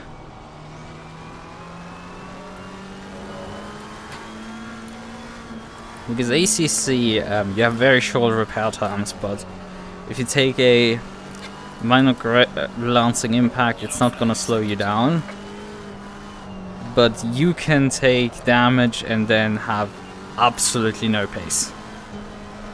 Like RF2 has similarly fairly short repair times, actually slightly longer by default, if a leak doesn't increase them. But you can drive basically with whatever damage you want, barring a lost rear wing. Like that's unreliable.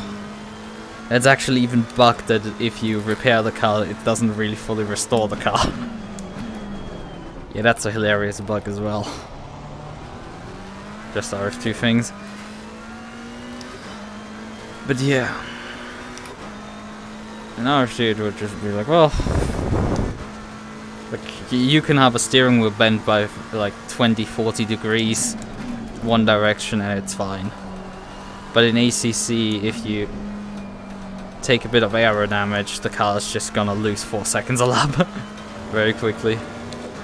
So you're very screwed very quickly there.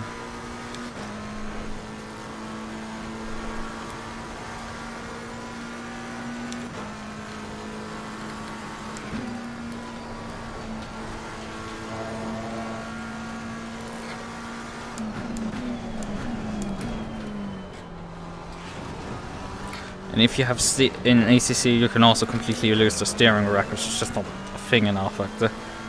On the other hand, in R Factor 2, you can lose the wheels of the car and lose the engine. If the engine lost, that's race over. In case of wheel loss, well, you can limp the car back to the pits, though the braking performance isn't particularly great. And turning that specific direction is not gonna work easily. But otherwise it works. Heck, I've come back. Come on, Peter.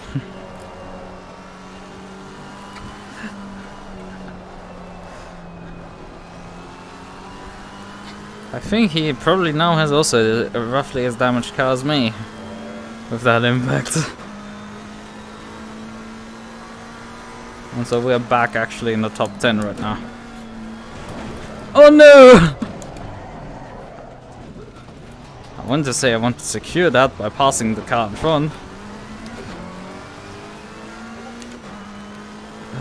I think that's perhaps Neville on the sliding into my DMs right now.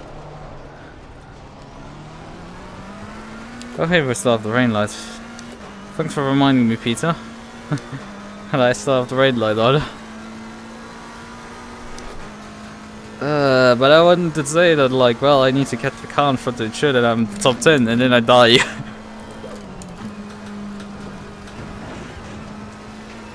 What a fucking hilarious circumstance that.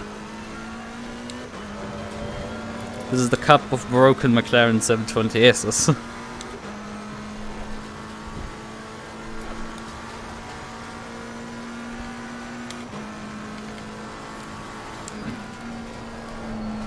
Oh god! Whoa! Jesus! Yeah, my tire pressures are going up rapidly. as the track stopped being greasy, my tire pressures aren't right for fallen racing conditions, so that's not good. I have the oversteer now back completely due to dodgy tire pressures.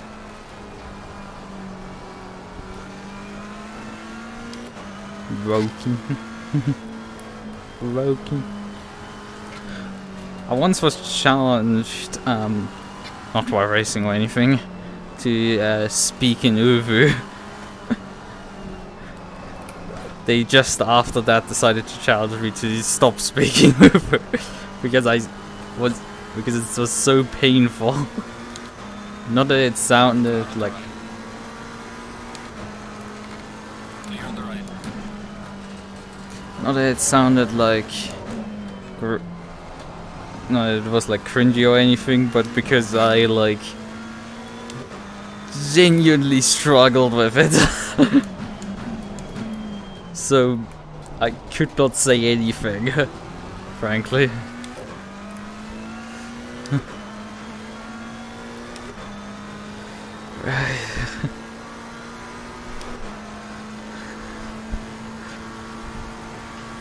You get used to it. Invoking a certain anime meme with those saves. You get used to them. Yellow flag in sector 3. Okay. I don't think we will be catching the Lexus in front. There's a slow car up ahead. Slow down a bit to not die. Yellow flag ahead. Watch out in front. Well, that's a back marker. That had actually missed the pits. Her pit stop. I can't front it in 06. Like, I'm going slightly quicker than him, but like not by much.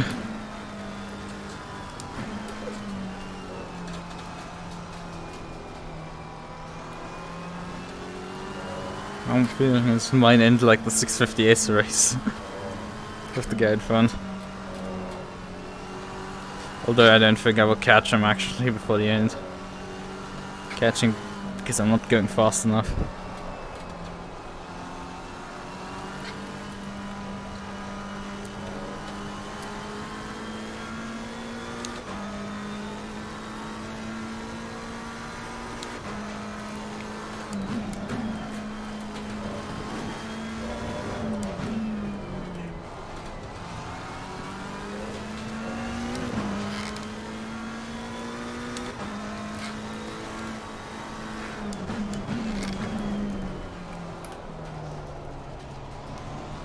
Yeah, Peter, after hitting that wall when spinning in the S's, has seemingly lost all pace now completely.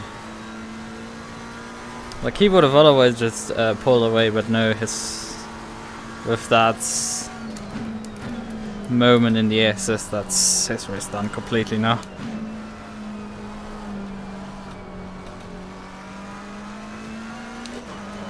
Man, we both started in the top 5 and we're in radically different races, but we somehow ended up very close together, and both in a lot of pain.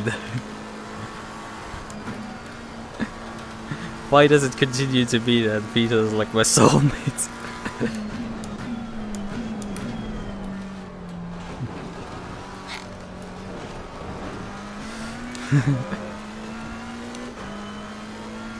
And we end up in similar cars, that we end up driving similar pace, usually quicker, and then we both suffer from quite a bit of bad luck. Car ahead in sector 1.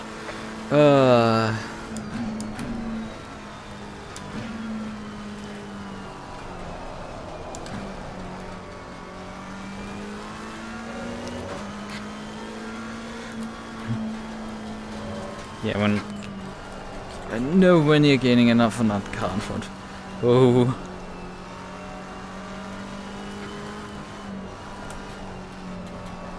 I was about to say where did he go, but he just went around the corner. That's where he went. But yeah, I mean, he doesn't have to push. He just needs to finish.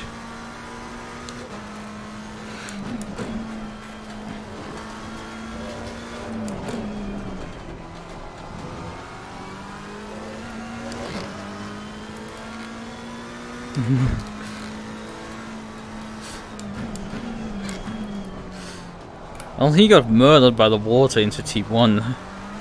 Let's face it. And I did as well a lap later. But the one lap difference made all the difference in terms of time loss. And then I don't know, he probably got murdered when I passed him the first time in the hairpin.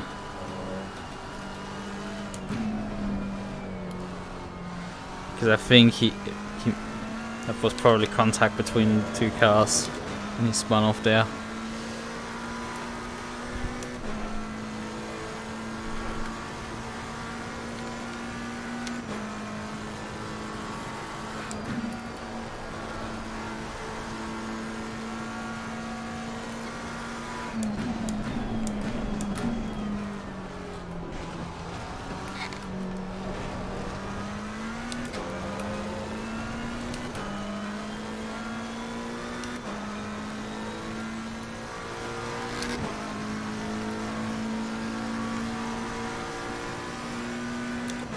I'm going nearly a second quicker right now than him.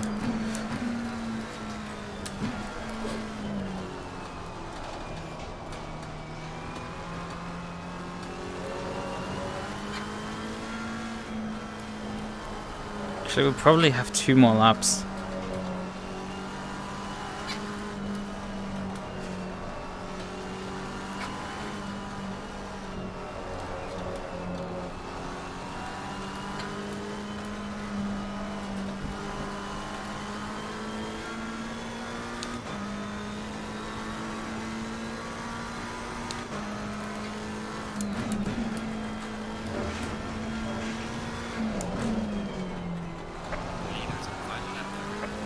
Yep, as predicted.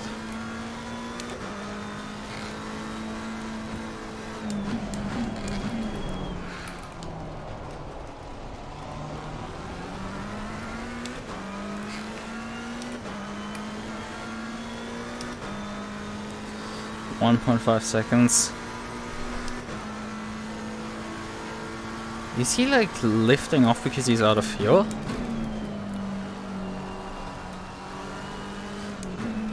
Obviously he's just making mistakes. I don't know. It's not clear which pace everybody has here. Usually. I don't have a pulse on how fast he should be going.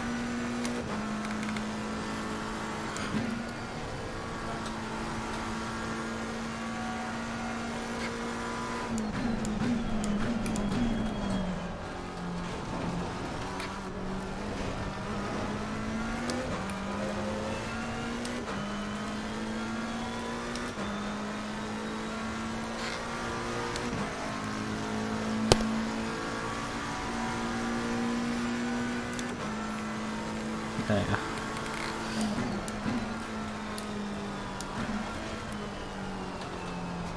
Yellow flag in sector 2.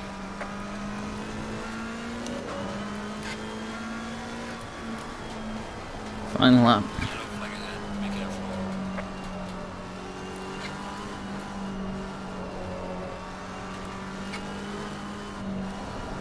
Slow car ahead. Oh, McLaren. Good enough for position. Okay, he's staying way out of the way.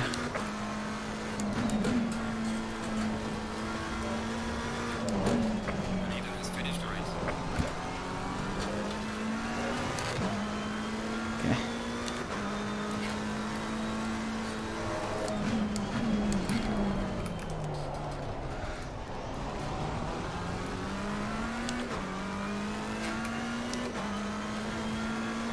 Not really making inroads right now. I think he's probably faster on the straights. It's the corners where I gained.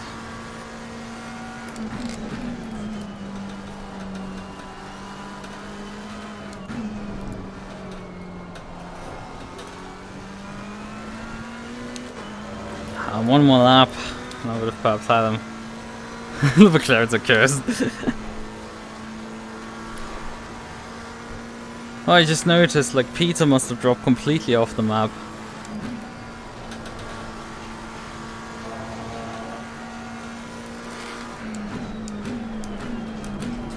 Just too far back.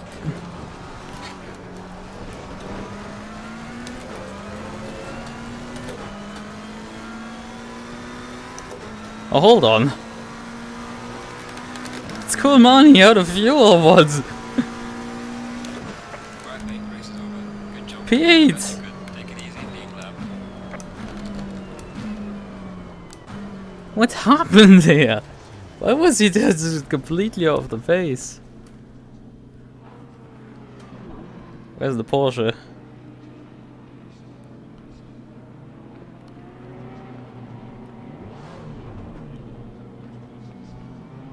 Hello. How are we?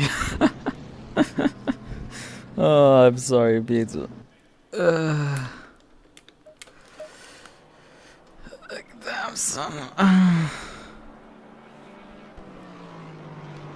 Actually, no, I'm P9. The game into correct briefly the standings. Igeli is. Yeah, Kolmani finished P12. What happened there at the end? Need to find out, but I want to briefly save the replay. And perhaps we can then look at what happened there. Okay. Yeah, I've done bad after having to serve a drive-through. Not a drive-through, sorry, stop and go. Drive-through would have been still good. Or the salt pepper drive-through. That's on the last corner. You guys all. No, I was hoping somebody would push me across. Didn't you cross the line? I mean, 12. I dropped from like 7 to 12. Yeah, but yeah, I mean, you still rolled across the line, so. Yeah. That's the important part. It's like, I'm not going to push you across the line just so you to get an additional position. No, I'm taking that freebie. Yeah. It was my first mixed conditions race, so that was interesting. I think it went fairly well for me, but I changed my brake pads, which I don't think was too wise. To what did you change your brake pads? From 3 to 2. Type 2 are good. Type 2 are good in these conditions. I don't think that there's a problem with that. Type 1 aren't good for rain. Yeah, no, two worked for me. You didn't change your brake pads in the pit, did you? Yeah, I did. Oh, okay, that's why. Yeah, okay. Changing them in the pit stop, not particularly smart. Yeah, I still have a lot to figure out in this game. Oh man. I mean, My brothers were fucked the whole race. I mean, I had to change I had to once in a 6-hour range change brake pads because we accidentally put Type 1 pads on. And we realized like 4 hours into the race, wait a second, that the game is now telling us that the pads are worn. So... Give it all you can. Right. Well, if I didn't make a stupid mistake of putting dries on, I could have battled in the front for some. I tried to undercut and didn't pay attention to the pit. Pit window, so. I mean, the pit window, why was that like a minute or so? I was expecting it to be 10 minutes, and I almost went in the previous laps. And I'm like, oh, it's gonna happen by the time I hit it. Like, oh no, not quite. And then it was the next lap before it let us in. Luckily, I just put 50 liters at the start into the car and just went like, well, that should be enough. I'm not gonna calculate the fuel. And yeah, it was enough to get to actually more than just the pit window. But if I fueled like a bit short my first stint, like I started to do, then I would have not gotten to the pit window most likely. Yeah. That was a dab and boo-boo when it comes to the pit window being so goddamn short that I missed it. Yeah, a pit window of 2 minutes when laps are 2 minutes and at least 10 seconds. Well, the worst part was is that just as I rolled you know, you come through the chicane, you go down the hill, and you start to go around a corner. I looked and I saw the pit lane, and I thought the pit window's got to open soon. And the next thing I know, I got too far beyond the wedge of grass, and all of a sudden it went pit window open, and I'm like, "Fuck me!"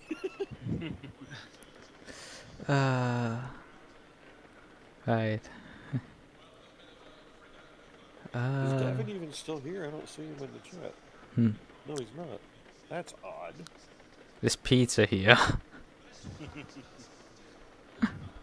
I was looking forward to a race with us too, and yeah. with us three actually, and then Peter dies into T1, and then I get murdered into the pit entry, and have to. Is that why you got your stop go? Yeah, I haven't checked the replay, but I got hit behind entering the pit lane, got 10 seconds worth of damage. I'm pretty sure I sped because of that. That impact put me over the speed limit, probably. So that's very painful. Game crash recently or something? He did that last race. This race, it was fine. His game was fine. He just had no luck whatsoever. He was angry the whole. I don't know. I was behind him. he didn't seem. He seemed angry driving. Well, he was. I noticed he passed me, and he was driving the McLaren. McLaren, yeah. And I was like, "What the hell's he doing in a McLaren? Usually it's a Porsche, you know." He usually it's the McLaren with him. He drives usually McLaren. It's not abnormal for him to drive McLaren. So. I've usually seen him. Who drives the watermelon Porsche then? He drives that as well. Right, well, that's what I was expecting to see him in. It was a watermelon Porsche, but it wasn't. He drives the Grello colors, but I mean he won the Pro Championship with his McLaren a couple seasons ago, like. Right. Yeah. The season before the last one, so he's regular on the McLaren. Yeah, he drives McLaren most of the time. He might be starting to switch to a Porsche. I don't know. He's experimenting, I think, in the off-season. Yeah, whatever. Larry, did you notice me spinning in front of you? Oh yeah. Like, yeah, in a straight line. Pushed me out of turn 1, so I was like, "Fuck you!" I watched you go by, and you got up at the top of turn 4, and you fucked yourself. So thank you very much. I pressed the wrong button, and I took it off the traction control, so I was just going straight, and then I got like 2 minutes of damage on the car. Yeah. But I mean, yeah, Peter died into T1 just driving at a bit too hot in there. It was really difficult the entry of T1 because I next lap into the corner died as well with the McLaren into T1. So Well, yeah, it was just. He was on dries. He was on dry tires. At the race. Peter was on dries? Yep. Oh god. Like I died on wet tires going into T1. Like, why would you go dry tires for this race? Like, it was a wet track. I'm looking at in the coaching discussion, and the last thing that Lucas has put down: how to behave in a multi-class race? ? Crash into everyone, leave no survivors. Yeah, I put that in there before I went live. I didn't even watch the video that was posted there, but it was just like that was just that joke needs to happen. Fagan, are you with us tonight, sir? Yeah. Okay. Would you mind running video and we can do some call outs if you guys want to do so? Oh, Just to see the craziness tonight? I can do that. I mean, I'm currently going to the replay, but I'm in VR, so. Oops. Lewis is all of a sudden right off the bat DMing me. Yeah, if you guys have anything you want to look at, just throw some DMs to me. We're just going to take a little while. This is going to be an impromptu kind of thing, just for watching stuff here. Oh, Yeah. Real quick, Ron, are you there, sir? I see that you're muted, so I'm not really sure if you're still there. What I was going to say is, when it comes to the qualifying guys, remember, the rules pretty much are the same throughout all of our races, whether they're league races or not, because we are 604 racing here. I ended up getting in behind Ron, and I'm not calling him out, I'm just making a point here.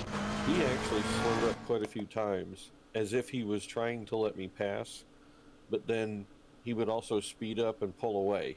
And this was during qualifying. Now, I was trying not to pass him, but I didn't know if he wanted me to or not. Now, the thing is, think of it this way. If you have messed up your own lap, it would probably be a nice thing, quote unquote, to let anybody who is already still on their hot lap to pass. But if you find that you catch somebody from behind and you're both on a hot lap, that's unfortunately your own fault for not leaving room.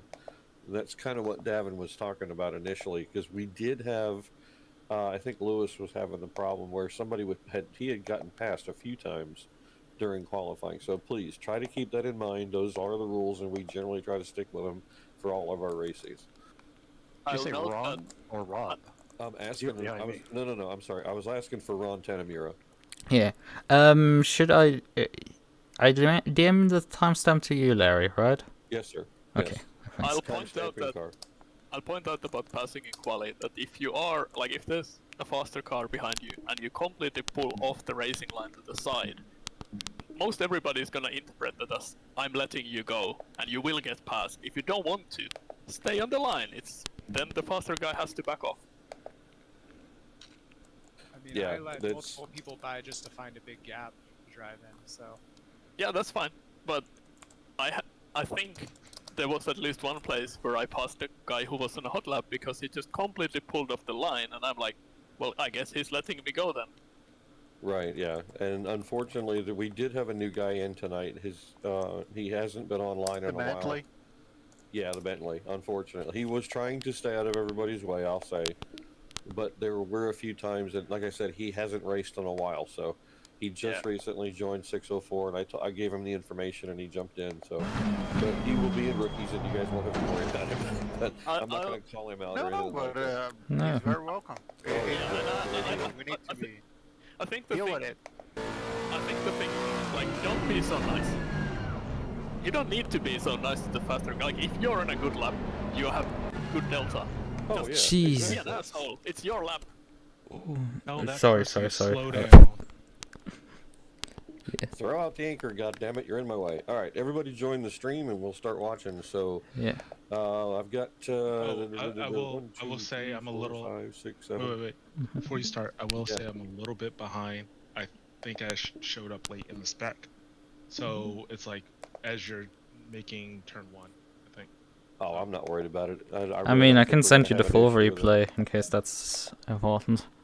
No, we're just here for a little while. It's not going to be anything real quick. Yeah, All I right, mean, Lewis. Let's see. Mr. Lewis has timestamp of 13:31. Yeah, I mean, number 15. Well, if there's a part of the replay missing, the timestamp isn't fitting anymore. What time? So 13:31. Yeah, just ask him again if what lap it is, because. Just see how far he's behind, and then just take it out from the time. I think it was 13:31. Oh, okay. Oh shoot! You know what? His won't be. I see what you're saying. Yeah. Okay. Yeah, that's what I'm saying. The replay won't align. You're about Well, a lap damn it. behind. It's a 2-minute run, so we're thinking about 14. Yep, over here.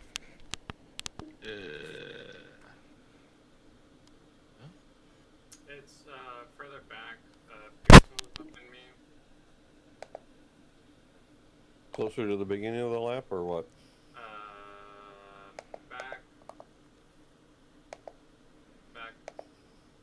Go to lap 6. Just go down to the beginning of each lap, and then I'll tell you which one it is. Because that's right there is turn 1. Okay. That's the S's. That's coming out of the S's. Go to 4 then. Oh, okay. Yeah. So back it up before that, and let's watch what It happens. was like a turn 1. 5 minutes behind. Yeah, so now we know we'll be 5 minutes behind the issue. So what time stamp did you say? So you think it may be like 30 seconds back? Yeah, back it up into the straightaway. That's fine. Just let it run. I was was just saying, like, I don't know if I should have turned it. Wow, that was close. I thought it was a bit of Door to door, fender to fender. Sonner's trying hard to keep up with him. Or Pearson, actually. He was faster than me throughout the race, I would say. Is this qualifying? Oh no, this is the beginning of the race. Okay, never mind. I don't know what the fuck I'm talking about. I've been up since 4:30, so we got a long day coming. PM? No, yes, this morning. Whoa. And there comes the send. Oh, a little bit, maybe a tiny bit. He probably had better braking than you did. Yeah, I mean it's an M4. I don't know how it performs in the wet, but in the dry it performs really well on the brakes. Well, then too, you got to remember we got really different conditions, so everybody's trying to feel the cars out. So yeah, that as well. 54 on the brake bias. I'd have gone a little farther forward, so the car's going to be more stable. But either way, this is very tough conditions. I think you guys did fairly well, but yeah. All right, let's see who else is here. I mean, what do you want to say about it? That it's like, what do you want to? It was a send. Yeah, it was a send for sure. But like, who asked for this incident to look at, and what did you want to know about it? That's the question. I was just wondering if it was a send or not. It was for sure. You're coming from by. Well, we are not alongside before the braking, braking, so it's a send. But like, I don't know if you're the beam or not. But like, it's for sure then a send. But it's. But is it over? Is it way too much? It's like, yeah, it's aggressive for sure, but probably you also would have broken anyways later, and if you followed him, would have hit him. So in those scenarios, you sometimes just send it to avoid having an accident. And it's an aggressive move for sure. It's in the wet. It's questionable, but it works out. It's not completely out of this world. 100 in the wet, so. I mean, the car got stopped. That's the thing. Oh yeah, true. He made the corner. He made the corner, and that's the thing. You need to make the corner if you're making a send. If you don't make the corner, then you messed up quite badly. I mean, I would say I kind of had some anticipation once he was, like, I saw the line he was taking, so I kind of, I mean, I figured if I keep on moving to the right, then he's just gonna blow me. So I'd say that's great driving by both drivers. Yep. For sure. Yeah, so the one thing to take away from this is that if that's great if it works. I'll say that if there had been a bigger collision and the other car would have spun out and this was a stewarded race, you would probably get a penalty. Because yeah, for sure. You dive to the inside after he has already started but turning the wheel. But he was driving the Lambo, whoever asked for it. Yeah. All right, let's see what Henry's got to say. Let's see, lap 18, number 63 through the S's.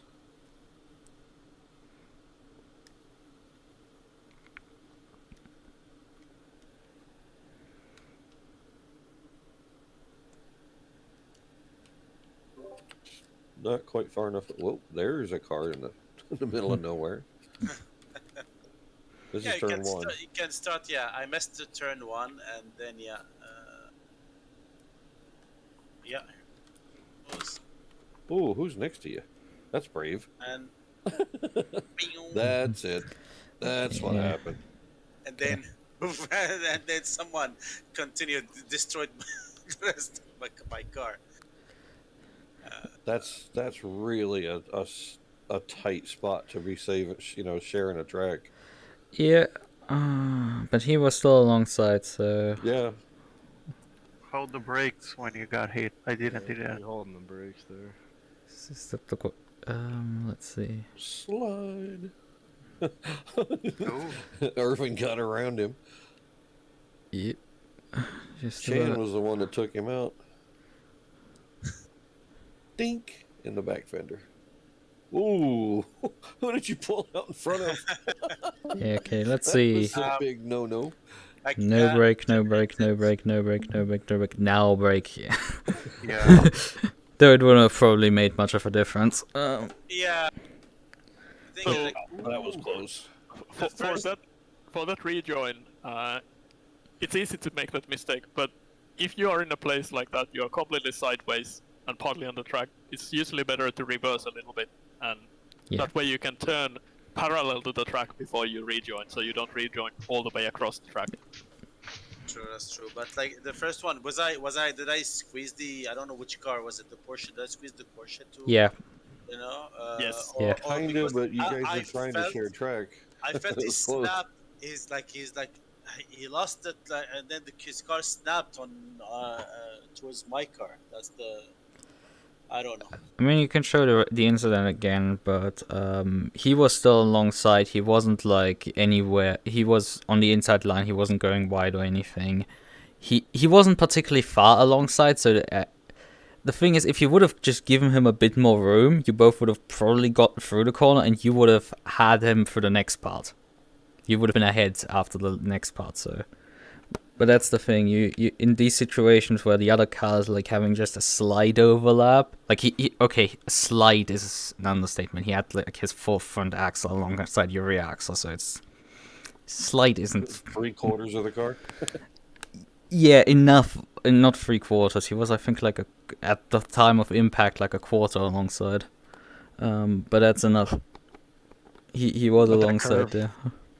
That curve, if you take a little bit wider, you actually get some more speed through it.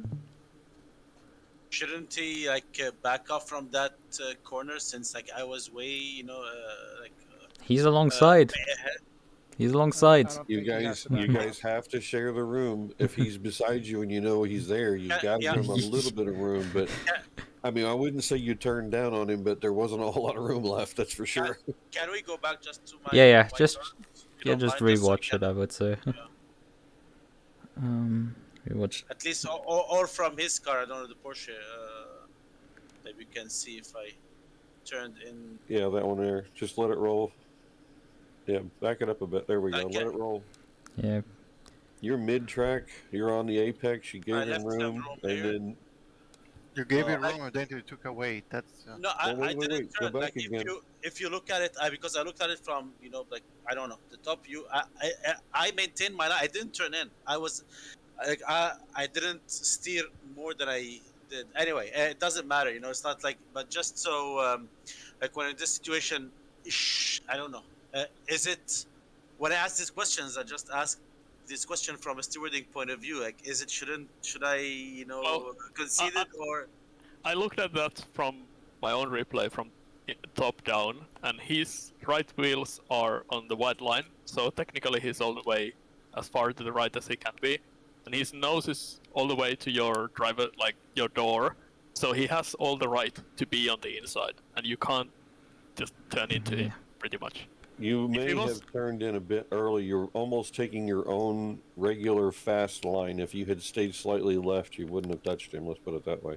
So this would quite likely be judged as a racing incident because it's a little bit on both drivers, and it's very hard to say which one was truly in the wrong. But purely from the perspective of the best result for you would have been to leave more room, because the next corner is a left turn and you have the inside line for that one. Yep. And he wasn't particularly far along. Anyway, that's the thing. Like, when you have somebody, like, in this case he was alongside still, but like, if you have situations where like a guy is looking on you inside and hasn't even committed to the move yet, like, just leaving room perhaps can save you in the case that he actually goes for it. But but there you have to weigh off the risks versus reward, because you can gain obviously time by just taking your regular apex line and closing the door, but you can also just die there. So you have to always weigh these things off. In this case, the guy was alongside, and the other option, if there's no overlap, is to just completely close the door even before the corner begins. Like, precisely. Just take the defensive line and show clearly that, okay, I'm not gonna let you take the inside. It's mine. Yeah, that's what I would ask. For how long have been following you, Henry? Oh no, just from T1 I made a mistake. I overshot I had some slight understeering, and then he, he caught up to me, and not for long, just from T1 to the SS. That's the distance.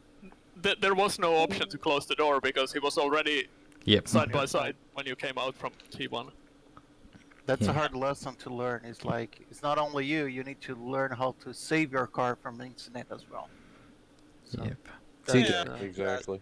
Like in wet conditions, you would give yourself a margin to when driving. You're not driving 200% every single lap, because that takes the risk of dying. But you have to also in battles weigh off your risks in this way.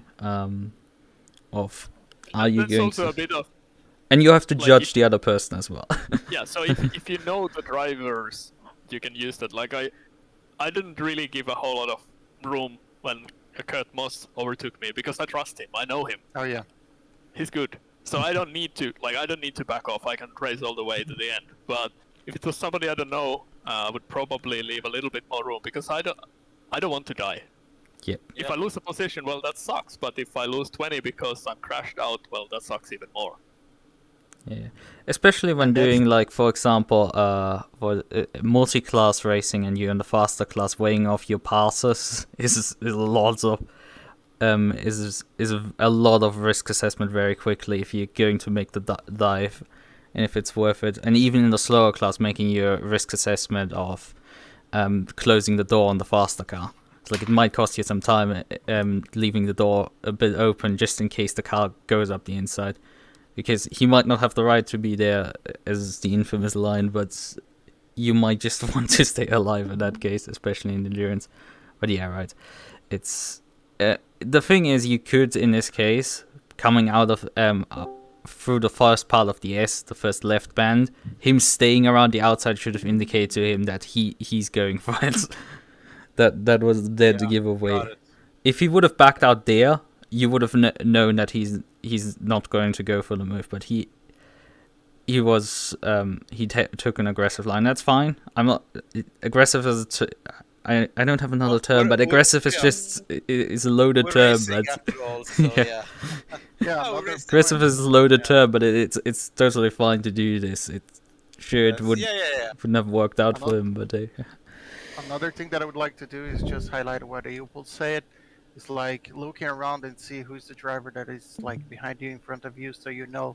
That's the good side of racing in a class over here, that you learn how the drivers drive around and race against each other, so you can like know the ones that you can push, you can give space, you can like close the door and they gonna save both of you, and the ones that you need to give a little bit more space because you know the guy is sometimes reckless. So that's very important to keep in mind. Like, look around and see who's the driver that is trying to do a move or is behind of you. Okay, so Right, you're loading right now the Gus- next incident up.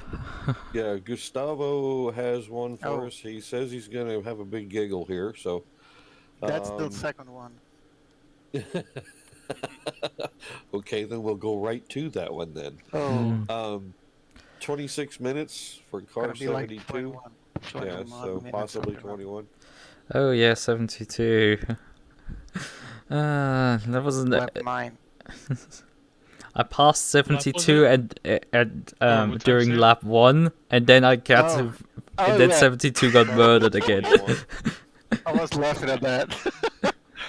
See if you can find 21 in the laps. Yeah. It's lap 21 isn't. Yeah, right there. Oh yeah. Go No, back I where meant you the minutes of 21. Yeah. No, a little bit before, like 20. Just watch the pin entry, effectively. Yeah, let's just let it roll. Yeah, Look at that drying line. That looks really cool.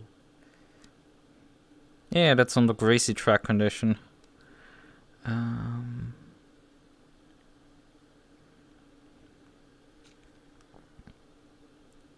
he's a little bit further down. That's the two of us. He was behind me. I was trying to stay away from him. Push it. And all of a sudden that I was lost your it. mistake. I gave you space, Larry. No. I lost it because I hit the brakes while I was trying to do something. And I have the brilliant That was my idea to fault. turn off. And then all of a sudden, woo! And I was like, "Fuck you!" I had the brilliant idea of turning lower the traction control, and then I. Right as he accelerated too. Yeah. Off. But the biggest How mistake did is a you little bit do further down. that? He flicked it off. I turned it off all the way down, and the worst is when I got in the pit entry. That was the so dumb Yeah. mistake. What wheel and what button are you using to change your traction control? I have like it's a G25, so I have like the square and the X. Okay, so it's He still hit the interesting that you pit could wall. flick that so Yeah, quickly down. and then I couldn't turn right anymore, so I had like to go straight to the pits, and I got like 5 minutes blocked there. So that was Bang, Oh, bang, bang, God. bang, bang, bang, bang, bang against But, the fucking pit wall. that was so dumb. But the worst was at the beginning. That is the S on lap 4, I believe. That is when Moss touched my car. Oh Maybe yeah, lap 5. yeah, you got hit there in the SS from behind. Had the Yeah, I don't prime. think that Oh yeah, yeah, there right it is. Oh, big push. I don't think that is something that I could do over there, right? That's No, on 'cause Moss. It you was on just- Boss clearly Yeah. when I saw it. You just had no control, and he didn't recognize it. That's why he stopped. Mm-hmm. Yeah, no, he basically waited pushed for it because me. there was nothing going on. Yeah. I was trying to rejoin it. Well, it was downhill from there, but it was a nice race at the beginning. If there's All right, let's see. kind of a just general question, but if there's a car that spins out in front of you and like the only way for you to avoid them is to like spin yourself out, would you get a penalty if you like hit them? No. Okay. So, well, okay. I'll qualify this a little bit, but both the person who has lost control hitting someone when they are completely out of control, and somebody else hitting a car that is completely unpredictable because they have lost control, is generally a racing incident. I mean, what Yeah, are you I supposed just to do if noticed you somebody's never completely just off-roading in spinning chat. around and you can't predict where they're gonna go? The only caveat Yeah, is yeah, that it's if fine. you lose control, I put it because into you the follow list of somebody too incidents close to there. make a This panic is move, gonna be then you shared. might get a penalty for it. But if you just genuinely lose control, like go on throttle too hard or whatever, and spin, and collect somebody, well, it's not really like we don't punish for just pure driving mistakes like that. But could you consider it stupidity, and we'll ban you because of that? No, I'm just You kidding. would have to do something really quite stupid. Yeah, I can imagine so. Okay. Let's see. Lucas has the end of lap 10 between the 27th and the 28th minute. What car are you, Lucas? 27. It's not Okay, between I'm sorry. 27 and 28 minutes. I put the car number 27. I'm sorry. I Okay. didn't phrase it Car correctly. 27. It's earlier than that because it's the pit entry. Oh, when you got yeah, that. What was that? He gets smashed from behind. Yeah, look at my speed, Wow. his and my, speed and my speed heading into there. It's like Oh, brakes, doink. if he didn't hit me, I'm pretty sure you would have sped. He's on the brakes a little bit late, maybe. I mean, I'm late on the brakes. Yeah, but you didn't hit the guy in front of you. He kept his line, his brake point at the pit entry, but it was like 2 cars in front of him. Larry, I almost hit you coming into the pits because the guy in front of you went so slow. Oh, I know. I was trying my best to stay out of That the was way. me. That was me on the pit wall. Oh yeah, you're in front of him. Oh yeah, that's in miles per hour, not kilometers per hour. I just noticed. I was like, wait, why is he going 28 kilometers per hour? Yeah, it's miles, okay. Yeah. That makes sense. Yeah, I don't remember what the actual speed is. That must be like Conversion. 37 or something. 37 pit speed limit. Well, in 50 miles. kilometers. Yeah. And, yeah, I don't have my phone with me to do the conversion, but still. Okay, let's see. Oh, okay. So we have at the 7:39 mark, the car number 380, the rejoin. Yeah, So that's, these are that's some of his the things. rejoins, so they're both from my point of view. So go to my Right. car at the 959. Sorry. So yeah, either one. Let's watch this rejoin to see how it is. Yeah, I just had 2 of these that were just rejoins that I think it'd be worth mentioning because gotta pay attention when you rejoin. Yeah, 37 What miles timestamp per did you hour say? is 60 kilometers per 7:39. So hour. this is at the hairpin on lap 1. 31, Should be- okay. Yeah, the pit speed was 31. Yeah, it's gonna be different because this started before lap 1. So just go to lap 1 and go to the hairpin. And let me figure out where the other one is. The hairpin's right up here. Oh. Wow. Oh. Yeah, you got through, didn't you? Not by much.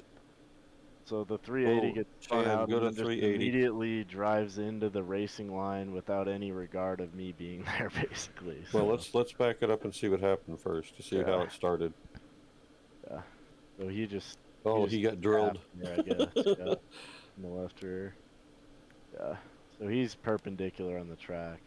And he just immediately drives into the Right, racing that was exactly what Lucas was talking about earlier. Don't do that. You, No, you it's, should not rejoin. That was from the- Ilpo. That was Ilpo. You should back up. You took the wrong European. That's the difference. You took the wrong You're both European. European. I don't care. Yeah, he drove straight into me, basically. So, yeah, not fun.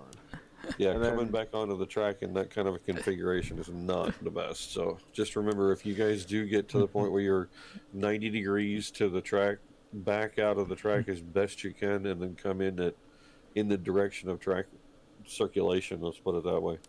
Yeah. It's a lot safer than just cutting across the track in front of somebody. Yep. Then Ask the me other one I about mentioned Monza. would be lap 6 on the hairpin. Lap 6. Oh, again, same spot. Or Where's it sorry, at? not the hairpin, the chicane. I mean the chicane on lap 6. We'll go to the next lap. Or we could just do 8 times speed. Yeah. Speed. Oh, by the way, As how you did guys you can guys see, I'm do a very with fast trying driver. to find water on the track with the wet going away? I didn't bother with it. I just drove with red hot tires. Dude, my tires got to the point I had to save tires for the longest. Whoa, back up. I had to save tires for quite a long time. Mine were so red, I thought I was going to catch them on fire. Oh yeah, they were red. Oh yeah, I 39 psi on all 4 tires. Jesus, 39. I thought I was high with like 35. No, mine were at 39. I started up a little warm to begin with. 39. Mine were in the Wow. 38 too. Yeah, mine were And that's- 39.5. That's when they were. How really, did you really guys red, and get I that couldn't- high with the pressures? I was had 'em- driving normally. I didn't care. I had Like 'em- I was had 'em driving normally as well. But see, I was a little bit high on the tire pressures to begin with, and my brake ducts were closed. So I was trying to conserve the tires for a little while, running in the wet as best I could, but I was still over pressure at that point. So what happens is the tires balloon up, they get that hot and that temperature, you really can't get rid of it unless it starts to really rain again. So at that point, I said, piss on it. And I just drove the shit out of the car. And the pressures just stayed up that high. And it literally, like, if you've ever watched the tire bars on the screen, you'll get that high spot in the center. Mine were almost round. Oh, mine was huge. I was super worried I would get the puncture. I never thought of that, but yeah, it's very possible. They will explode. They will explode. Yeah, so about these rejoins. So if you are on even slightly on the outside of the track and you think the cars that are coming are gonna go on your ahead of you on your nose side, a reverse is the correct option. If you're uncertain and there are cars approaching, and you know there are cars approaching if you look at your damn map, just don't move. Yeah. That's always the safest option. If you are uncertain, just do not move, because that makes you very easy to dodge. If you're moving, Yeah, you're like- very hard to dodge. Like in the race that we had on Monza, like I got either pushed wide or I just went off myself in the second chicane, and like there's barely any room there, but everybody was coming by, and everybody comes out to the outside right there. So if I rejoined, I would have gotten in the way of somebody, and that was lap 1. So I literally had to just let the entire field by. Basically. Oh, I've had the same thing. You spin out, and the next thing you know, you look, and there's 25 cars going by. Yeah, it sucks, but sometimes you have to do it. So. Yeah. I just Okay. I Dilfo just had the same one, so we don't have any more. But if you guys do have any more, or if you have any comments, go ahead and let's talk about some of this stuff. We're not here to this just. one right here. If you go to my car, you can see it better. If you just play it through one more time, maybe go to my car. I just looked at my my stream replay and just saw that I was actually running 37 psi. So it was just me being confused about what is the high pressure. I've actually seen them up around 40, but I don't think they last long. Yeah, well, with 1.8, it's super easy if you are already at the limit and you get even a slight lockup, you will get a puncture really quick. Oh, I can imagine so with a flat spot. That would be easy because it keeps trying to stop in the same spot because the tire's not round anymore. Yeah, and like if the tire is super overinflated and close to exploding anyway, it doesn't take a whole lot. Yeah, that's you're at the limit, and then you just kind of like poke the bear. I mean, the advantage of ACC's flat tires is that you lose tire pressure so slowly that you could, but you also lose just tire pressure. The tire just still works, so you would just, you would actually perhaps fix your issue of high pressure. If you get an actual puncture, it's immediate. It's just like bang, and then you have no tire. Fagan, run that back, please. Okay, I haven't been there. I've got pressure loss before, but... Go somewhere in the Nissan and take TC off and just do donuts until your rear tires explode, and you will figure out. It's quite cool. Okay. Sparks and everything on the track. Yep. Yeah, and it's really hard to move if you blow up both of the rear tires. Well, I would imagine so, with the tray of the car and the diffuser sitting on the ground. Wait, did I go too far back?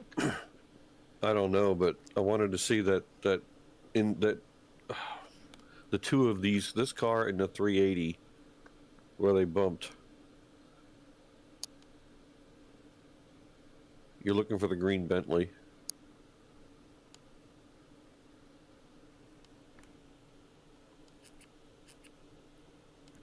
One of the last cars.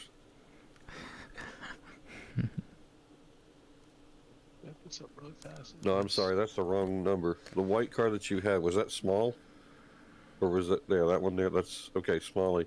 He got involved with the green Bentley. That's what I wanted to look at.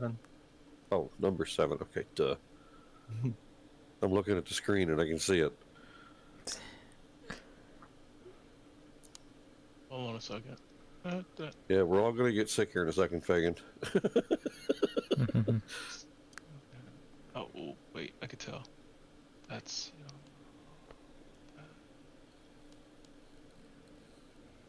The moments where I had to go slower on the green car, but I don't think he did anything, like, terrible. I thought he was at least, like, consistent with where he was going with the car.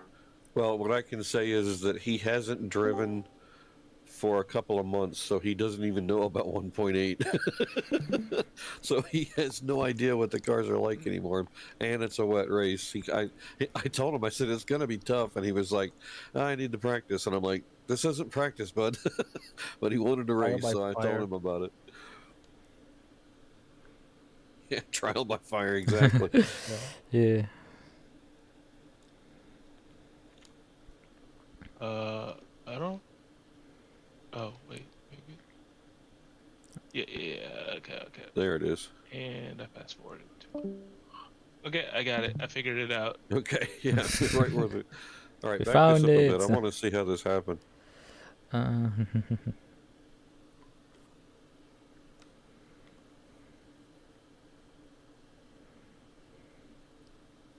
Oh, he just fell off pace from being in the wrong spot on the track. I think that's probably a theme with him. Yeah, like I said, It's he's fine. not very familiar with it. Yeah, it's fine. It's just... Lost the front end a little bit. Yeah, understeered and then bumped him. Okay, I see what happened. I just wanted to see if there's some tips I can give him because we're going to be doing a coaching session later tomorrow. I'll say that trying to overtake here, especially on the outside, is risky because that corner makes almost every car understeer.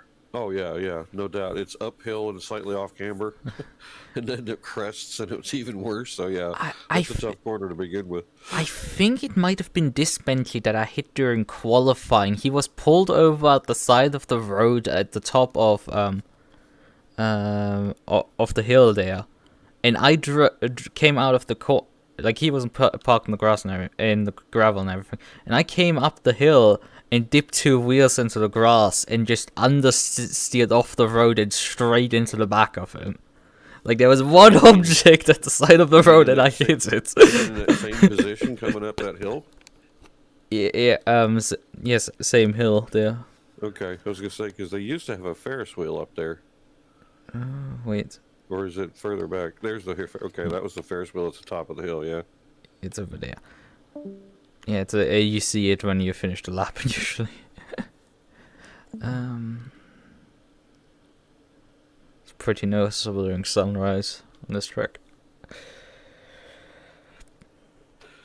Alrighty, guys. At this point, we can call it a night. If anybody has any questions or whatever, we can talk about some other stuff. Is everybody asleep? Anyone looking forward for Bathurst or racing Bathurst next week? No. Oh no, there's nothing to look forward in that. Where's Devin was looking forward to Bathurst? Yeah, unfortunately, he had some issues and he's not feeling well, so that's one of the reasons why he bumped out. Let's see. I would say you guys need to pay attention to the Discord here soon, just for heads up. And I'm not going to say anything more. Okay. I mean, people can do an educated guess most likely. I don't know but I'm guessing sign-ups. Oh, Lucas, you might want to check your DMs. Yeah, I know of it. This is a problem with me. I do sometimes not reply to my DMs. That's a problem with me. I just wanted to make sure that you didn't miss it or something like that, because we were trying to find somebody to admin over in the Europe, and I thought maybe you might know some people from over there. The Europe group has fallen off quite a bit last season, so. Okay, well, we were just trying to include them too, so I mean that was the biggest thing, especially from the discussion that we were having earlier. So I figured I'd touch base with you on that. Yeah, it's been we had pretty good attendance over the last year till this last season. Brian had put me effectively as a quasi Europe admin for the last season.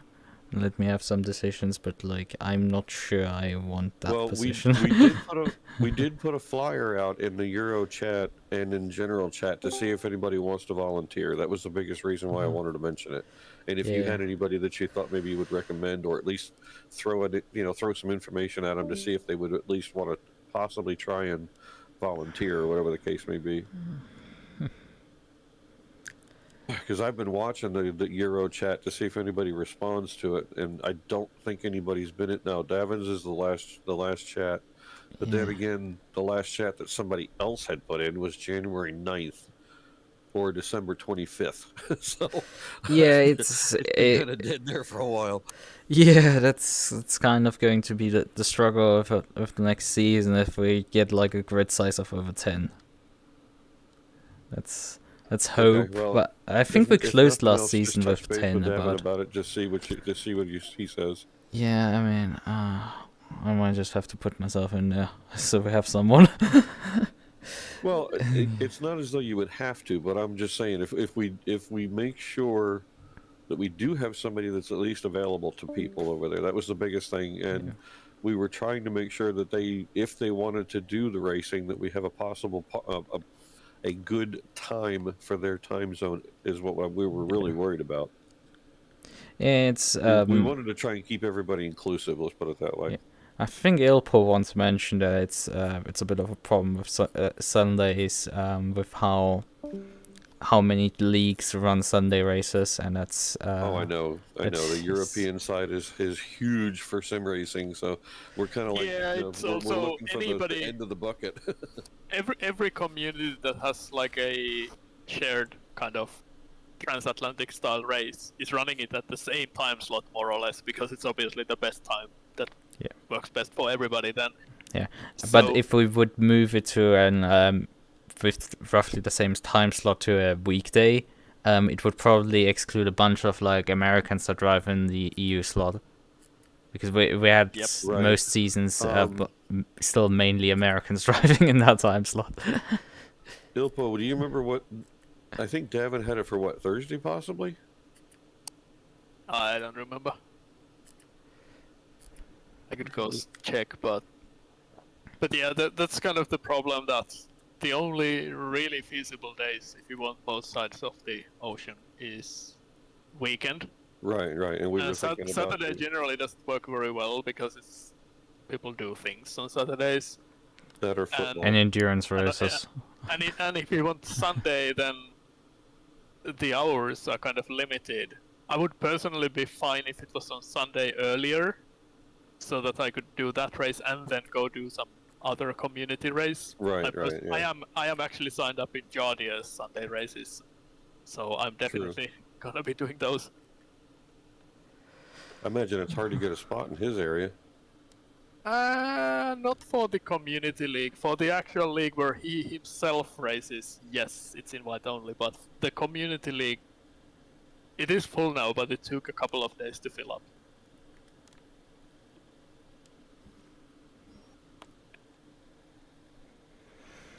Right. I think I will be bolting. So. Oh, I see what it is. Peter said he took dries on the start. Yeah, we've mentioned this already when we looked at Peter at the I beginning. remember hearing somebody mention it, but I didn't know who was talking about it. Yeah, Peter and I. I'm still left of white. Just forgot. Forgot. I set my pressures for wet, but I left the dry tire. Okay. Oh boy, that was like riding on a bicycle tire a bit. Probably not, because it's wet, the tire won't ever get up to pressure. So it's stuck at low pressure. Yeah, I got pinballed around in the first lap, so I had to go in anyway. So, how are you liking that new rig there, Rob? Oh, it's night and day. Being nice and close to the monitor, the immersion's better, but also the lines are more consistent. I forgot to ask you about that. I just looked at the bottom of the screen when you started talking. I was like, oh, that is him. Good to see you got a new rig set up, though. That looks really good. Yeah, it's more fun now.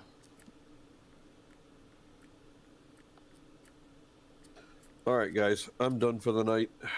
And I hope you all come back. And like I said, please pay attention to Discord. Information's coming. Good night, guys. Oh well, bye, guys. Finally, when I wave in the chat, when I'm actually like, when you can't see me, whatever. Right, okay. But okay, I'm on again.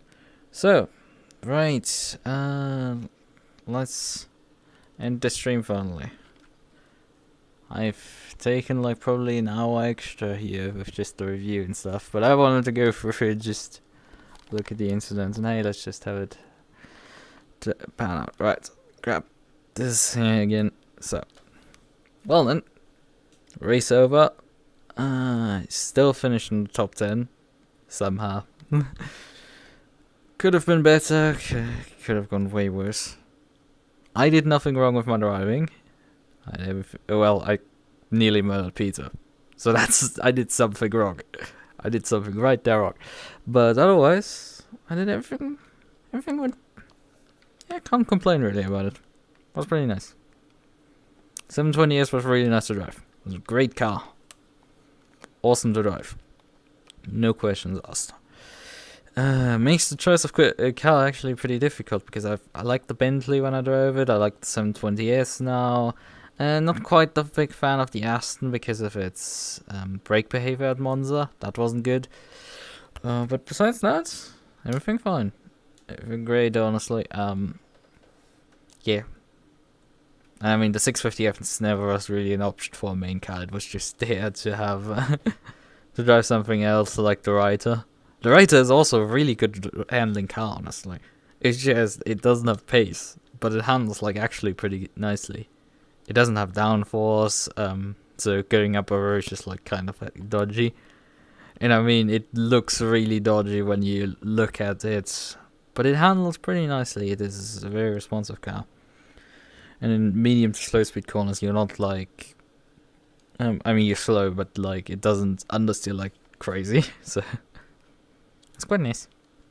Right. Okay. Well then, let's end this. I would say. Finally, and let's just say bye bye.